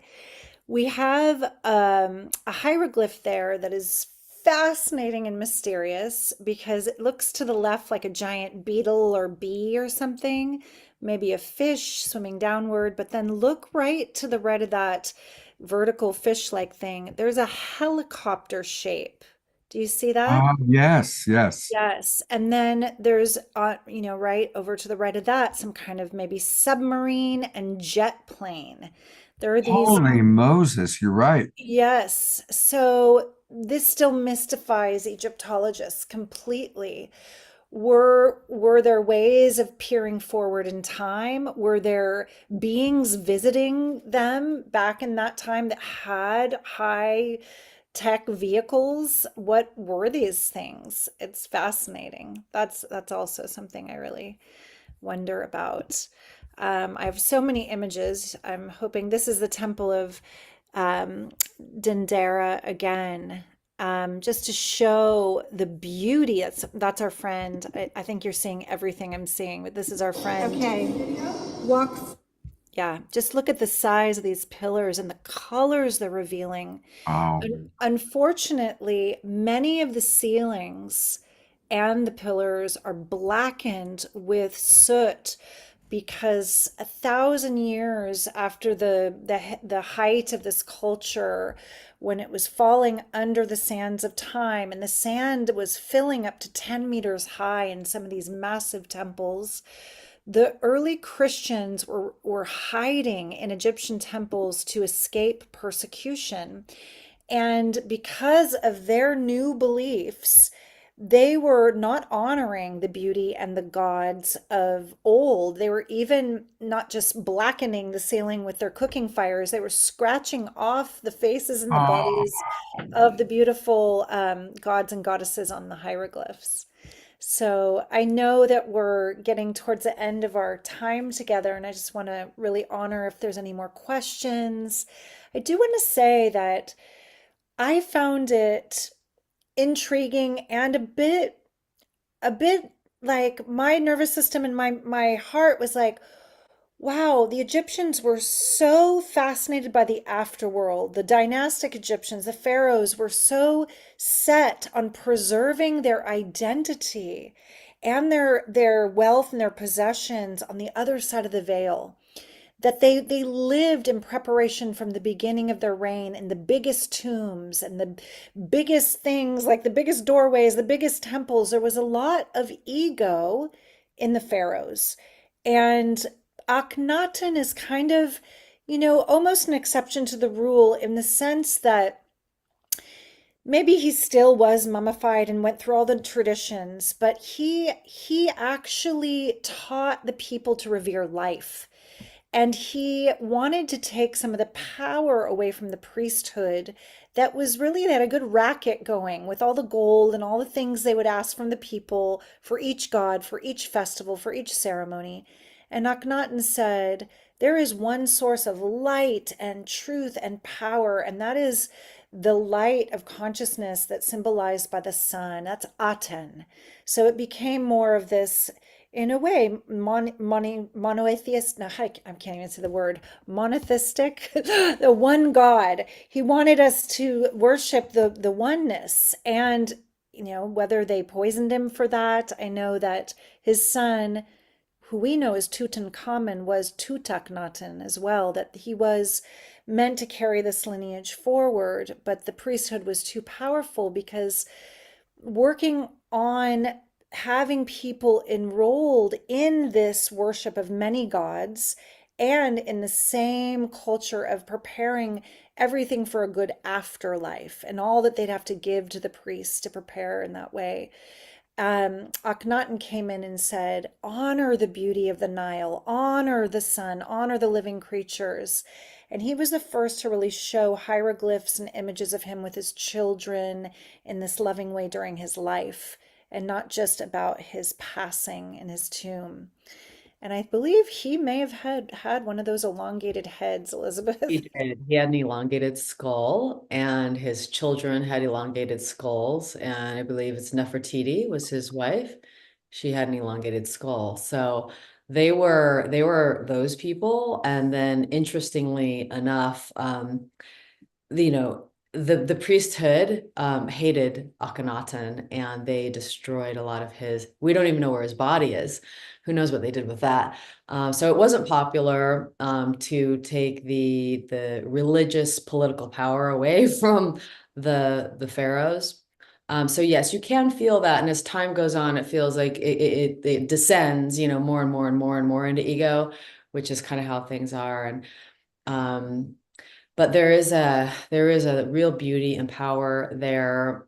Egypt, Egypt really harmonizes with the time that we're in now. Samhain, Halloween, Day of the Dead, honoring the afterlife, remembering those who have gone into it, remembering our loved ones that have passed on, and that they're still able to hear us, and they're still interested in being a part of our lives, which is why we create ancestor altars.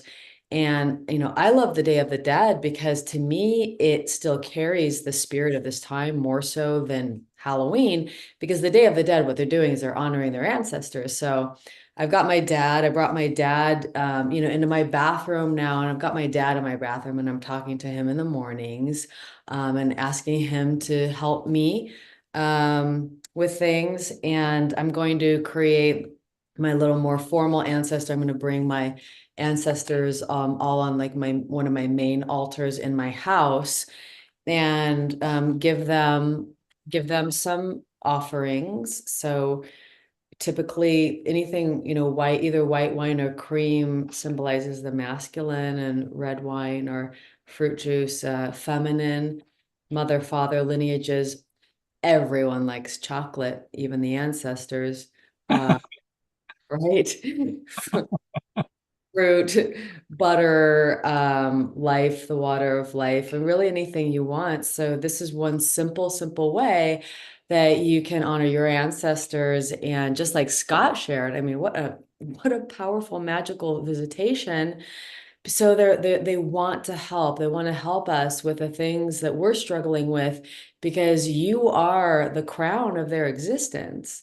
They all had all of their children to have you. So, you stand as this flower, with all of your lineage behind you, all of your ancestral lineages and our spiritual lineages. So right now, those of us that are are walking this earth path right now, we have so much support and love for us. So all we need to do is open up to it and tune into it and honor them and ask for their assistance. So So beautiful what you said, Elizabeth, that you are the crown glory. You are the pinnacle, that end point of all that work and survival and love and everything that it took for us to be here, to really feel that deep honoring. I want to honor that Elizabeth is ready to take you to Egypt with her. Not everybody, but the first time she's going back is this December, and she has room for a select few, maybe two, maybe three, for a very deep dive initiation there with her.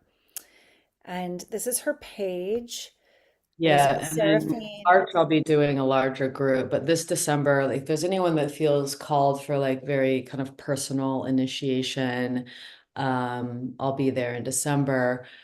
And this page is, my website is elizabethseraphine.com, and this is sacred-egypt-tours. And the one in March will most likely be a priestess pilgrimage. In December, it's just kind of like if anyone's feeling like really, really called for, one or two people to do like in-person work, personal initiations there. Egypt is magical. If you go to that page and you are curious, you can book a discovery call with me, so you can do it from that page. Anyway, so. Beautiful. Yeah, I was deeply, deeply touched by Egypt and want to really continue to deepen my work there. Oh, that's Mhm. a gorgeous image. Wow. Fantastic. Mm. And Elizabeth, are you also offering private sessions and mentorship at this time? I do. That right now you're looking at my page, my private mentorship page. I do some private mentorships. Mostly lately, I'm focusing on deeper initiations, medicine woman initiations, year-long initiations. At the moment, I'm in a 3-month one. It's called the Deeply Nourished Woman, just really helping and supporting women to deeply nourish their spirit, their body. So, if you are interested in working with me, you can just reach out. It's kind of spirit led. And so I just get like the next piece, and I do see that part of the next piece is Egypt. And yes, I have I something fun that just whizzed into my awareness. There is a high possibility that Mohammed, our guide, is on this call. It may be the same Mohammed. Omishar, did Mohammed say something to you, or did you just see his name come in? And if Mohammed is here and if he's on video, I would love to say hello. We had a beautiful, And I had a feeling that he might have been associated. So Mohammed Essa, brother, if you want to turn your video on. yeah, if it is the same Mohammed, There he is. He's it is he here? There are so many Mohammeds there. Both of our guides were named Mohammed, so it could just be a Mohammed. But if it is our Mohammed, we'd love to say hello and see you. And Mohammed's his camera's still off. Brother, you can speak if you like. Yes, Wow. okay. Hello, Wow. hello everyone. I'm Mohammed Isam from Egypt, but I'm not your guide. okay, No, you're not our guide. You could be our guide, though. thank you, Mohammed. We had maybe if you're still in Egypt, Elizabeth, we'll see you there soon. Hello. We Yeah. had a wonderful guide named Mohammed that, someone asked earlier and said that some Egyptians do not like to be called, they don't like to be called Arabs. They are some very devout Muslims, and so beautiful to hear the minarets 3 times a day and that evoked such deep feeling. I asked our one guide, Mohammed, um, how do you balance your religion, your Muslim tradition, with honoring the temples and honoring the old gods? And he said, we're still Egyptian and we very much honor the temples and the gods. And he would take us to touch certain hieroglyphs to feel the energy and very much was in deep, deep honoring of it. Is there anything you would share? Do you live in Egypt, Mohammed, or? Oh yes, I live in Egypt, and actually, I started to be interested more in the ancient Egypt history from few years, and as you said, it doesn't conflict to be interested in our history, and actually, I started to study more about the ancient Egyptian. And actually, I'm an engineer. I used to work for IBM, and now I'm into the spiritual world more, and I work as a holistic coach. And I started to be interested in the ancient Egyptian. And as an engineer, when I went to the temples, I was impressed by the details in the temples. And one of the main questions came to my mind: how did they did that? Yeah. With such a precision of engineering, it's impossible to be done nowadays with the equipment that we have in engineering. And because the temples is very precise. If you, for sure, you will go to Egypt, and many of you, and I encourage you to come to Egypt. It's your country. Thank you, Because Mohammed. yeah, yeah, because I see Egypt is part of the human history. It is not just a country, it belongs to everyone. So Beautiful. yeah, if you will go to I will share just a few just a small information, and then I will let you continue your Zoom call. Actually, when I went there, what impressed me is the alignment of the temple, how the temple is aligned, and how the pillars and the doors are on a straight line. When I measured that, because I had something like equipment, I measured that it's almost zero error. Zero error, the alignment. Oh, and that's really from the perspective of engineering, that's almost impossible to be done. It's really hard. And ask it why? Why you keep the building zero error? There is no pillar is just 1 millimeter inside or one outside. No, there are zero error. They are on the same line. It's a kind of high precision. And the answer that I got by my own research is they wanted to keep that place is on a perfect level because they are seeking a perfect divine connection. And that's it. And thank you for giving me the Thank you chance to so share with much, you that. Mohammed. Thank you for that. His Yeah. Yeah. his audio was a bit scratchy, so I'm just going to reiterate that zero error in the alignment of the doors of the temples, and in his own intuition and contemplation, he recognized that it's connected to the divine alignment. So that's very powerful, very beautiful. I want to come in for one quick moment because people are asking how to reach Elizabeth. And so if you go to her website, elizabethseraphine.com, the homepage, just scroll right down there and you can put in name and email address. Will that get to you, Elizabeth, or is there a better way for people to reach you? I just put my email in the chat, so you can just email us, and it's hello@elizabethseraphine.com is my email. And that way you'll get my assistant gets those, but anything that's of interested in this, we'll pursue it. So I Egypt, want to read that slowly because most people watching are watching on Facebook and can't access the Zoom room. So okay. it's Yeah, so I'll spell my name. It's hello@elizabethseraphine.com. So it's ELIZABETHSERAPHINE, Seraphine, which I named myself after the Seraphim angels. After yeah. So a lot of you may know, some of you may know, I was married to David Wilcock for a while, and when we parted ways, I was just like, I need just my own name. I can't take, I have had two husbands, and so I'm not going to take another man's name. So I took my angelic name. Anyway, That's Beautiful. how that happened. And so, yeah, just reach out. I feel, just like Mohammed so generously said, Egypt has the heart of the people in Egypt is just the most precious I've ever felt. And there's such a welcoming energy. And it really restores it restores your heart, it restores your soul. And I think that that's what those temples are for. And so they're still working today. And it really is a magical land, and the people are so beautiful. So I just encourage anyone who feels called. It's definitely a pilgrimage to do for sure. Do And the, you ti know what the you times that Elizabeth are going are going to be a really good time of year, because even when we were there in late September, early October, we had days that were 105 degrees. And I think December, January, February through March are the best times to go. I know the eclipse is coming there in 2027.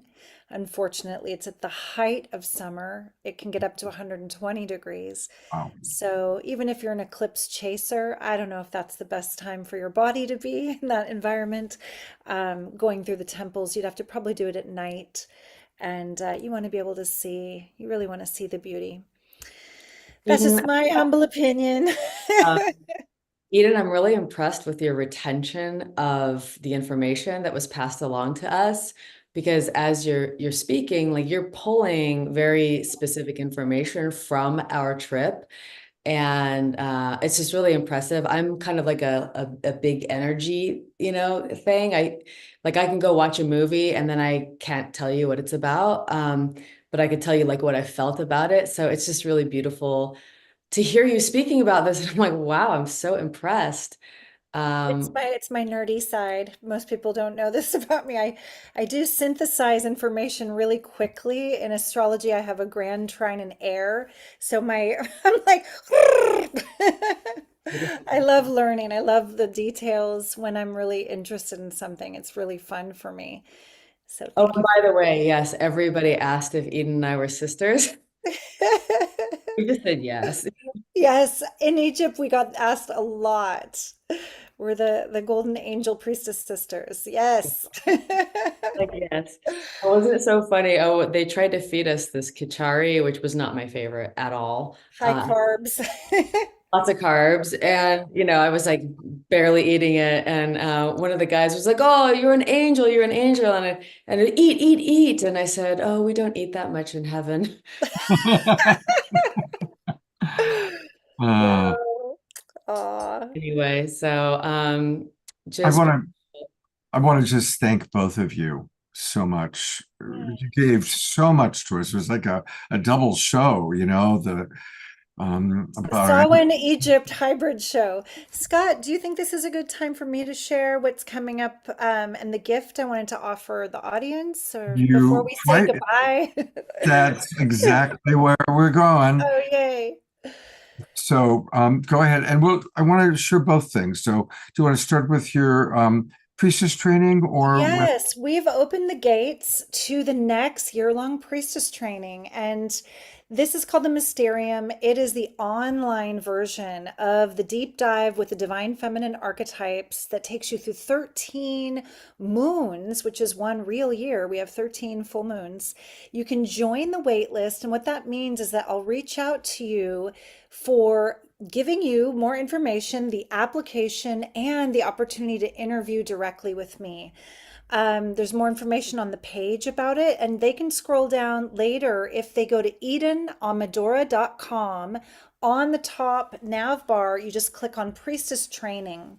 And that is coming up next year. We start at Imbolc, which is another one of these beautiful turn of the wheel Celtic names. It's early spring in the beginning of February, and we go a full cycle into the mystery. And this next year's cycle is really focused on claiming your own magic, awakening your voice, connecting to the goddess that lives within you so that you can share your gifts here in this world that so needs us. needs the guides to step forward with a big toolkit. So we have a lot to share with you around priestess tools, embodiment practices, and ways of navigating in a rapidly changing world where, as we know, it seems to be sometimes, is it evolving or devolving? There's a lot of apparent division and tension in the world. So those of us who are committed to a path of heart and walking in love, as love, for love, this is for you. And then, Scott, the next thing is a gift. So if you want to share the page again, on my nav bar, you can click on courses, and those are the self-study courses. And what I'm going to do is I'm going to offer you a coupon code for 50% off all of my evergreen programs, my self-study courses. Some of them are already very, very affordable, and they are all dealing with the divine feminine in you, how you can step into the temple of your body as the living temple, how you become more magnetic. That one possibly is more for the women. I would say that the sun heart, honoring sacred polarities, is for both men and women. And for men who love the goddess, they can also tune into any of these courses. The coupon code, if you want to type it in the chat for me, Scott, is simply Amadora, like my magical name. That means she who loves, or the beloved, capital AMADORA. And that will work in the checkout of any of the self-study courses. So you can have fun with that as a gift from me for the holidays to support your journey through the darker turn of the wheel, that these tools may really serve you. It's only capital A. Then it's a lowercase MADORA. As a coupon code, it has to work with the right capitals and small letters. Thank you so much, Scott. So that's my gift for the community. And it's such a pleasure, such a joy and honor to be with all of you again. And so fun to receive all your questions and just the great conversation with Elizabeth. I loved our night. Beautiful. Yeah, I have a gift. If you go to my website, on the homepage, if you sign your name in, you'll get my video, how to navigate like a priestess. And it's good for men and women, but how to navigate like a priestess right now, these times we're in, these waters that we're in. So yeah, if you put your name and email in there, you'll get that video, and it's probably an hour-long video or something on that. Yeah, nice. Thank you. We'll see what happens. We'll see if it works. Well, I hit submit. It took me somewhere. You might get an email. You're probably going to get an email from it. It said, thank you, we've gotten your request. So I'll take a quick look and see if it came in my email. I want to thank both of you so much. And I'm remembering, Elizabeth, when you and I were on the phone talking about having you on the show, and I got to connect you with Eden. I think you and Eden, and look at what an extraordinary thing that's happening. I have a feeling it's just the beginning of what the two of you might be creating together. It's funny, the universe had the same idea. Yeah, goddess heard you, Scott. That was super fun. I'm going to also kind of close with a thought about our ancestors. And some of you have heard me say this before. It's true that we carry the epigenetics of our biological ancestors. I really loved how Elizabeth pointed out also there's our spiritual ancestry as well. And most of our ancestors made extraordinary sacrifices for us to have the amazing lives that we have. Could your great-grandfather or even your grandfather have ever imagined Whole Foods Market? Really, they were living on potatoes. They were living on whatever they could possibly just scrape up. Most of them worked multiple jobs. They fought in wars. They crossed the plains. They crossed the oceans. They had extraordinarily difficult lives. And most of them had one thing driving them: a better life for their offspring, a better life for the next generations. That's us. We are so blessed because of the sacrifices of our ancestors. And yes, maybe we carried in their alcoholism or their low self-esteem or the issues that there was no way they had time or capacity to work on. So let's pay it back in a beautiful grand cycle by really working on whatever we carry in that may be difficult, that may be hard, that may be challenging from our lineage. They gave us the freedom and the abundance that we share, the privilege, the incredibly privileged lives we lead. And we can bless it back by really working on whatever those issues were in our ancestral history and lineage, or as Elizabeth pointed out, in our spiritual history, or even in our gender's history, the gender healing that needs to happen. So I think with the inspiration of this show, I know I'm looking forward to tomorrow night, tuning into my ancestors, giving thanks. I'm not interested in trick-or-treating or going out to a club. I want to stay home, light candles, and give thanks to my ancestors, many of whose names I'll never even know, that led to my being here in California, free and abundant. And I'm imagining many of you watching are also going to do the same. And Eden and Elizabeth, God bless you so much. Goddess bless you for your decades of dedication of learning what you're learning, going through what you've gone through, and sharing it so generously with us tonight.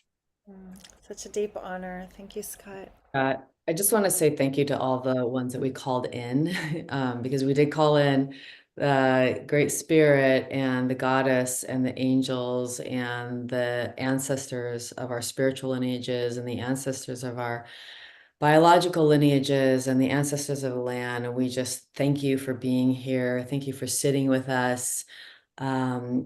We ask that you continue to stay with all of those here, continue to bless and protect everybody here as we walk on this earth walk, and we live out those lives in this Garden of Eden. Truly help to clear away those things that are troubling or burdening, our dear brothers and sisters on this call, so that we may really open up our hearts to the joyousness of this earth walk and receive the most love and the most beauty and the most joy that we can. So, amen. Aho. Oh. Aho. Thank you, ladies. And as we always do, we're going to conclude the evening with Omashar. Yay.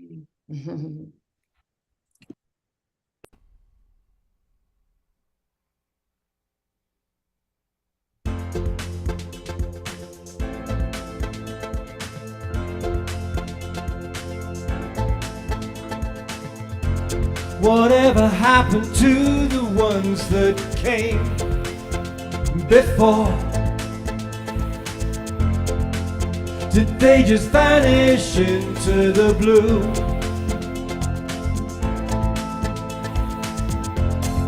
Maybe they're living the dream we know to be true,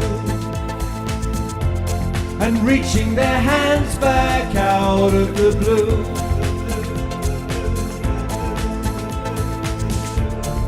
Heart is so ready to embrace all that's new.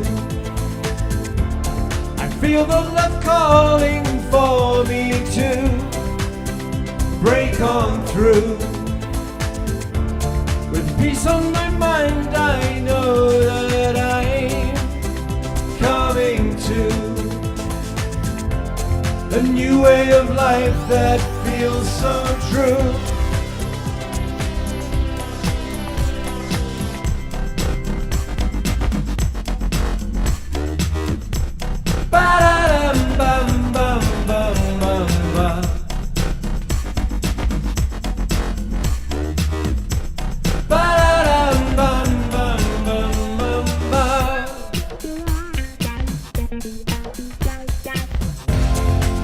There's nothing here to hold me back from you.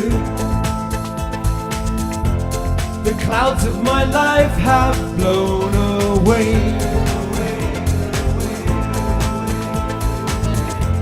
My lightness of being lifts me every day. I find myself feeling not so blue.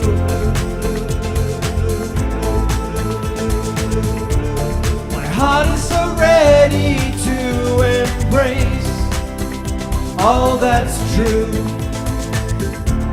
I feel the love calling for me to break on through. With peace on my mind, I know that I'm coming to a new way of life that feels so true.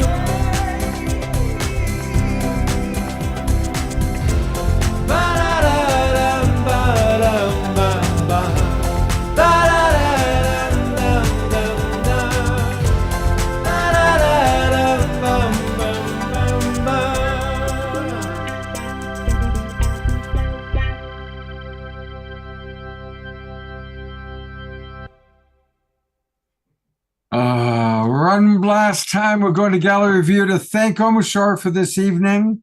And again, to thank Elizabeth and Eden. Thank you so very much. Hey, I want to remind everybody, Saturday night, we have another wonderful show, Conversations with Remarkable People. It's a kind of a montage of interesting people, ranging from Costa Macraeus, who started a conversation group that now has over 1 million people worldwide, all talking about ET experiences. My co-host, for the first time co-hosting, Melissa Fleich. You remember her? She channels the Akashic Records, and many, many other wonderful people, including our beloved Omashar. So thank you, everybody, for making sure you were with us tonight, and hopefully you'll be with us on Saturday night. It's going to be a really wonderful show. And again, thank you, Eden and Elizabeth. I think Eden's already off to dinner or somewhere. Thank you, everybody. It's been a wonderful, wonderful show.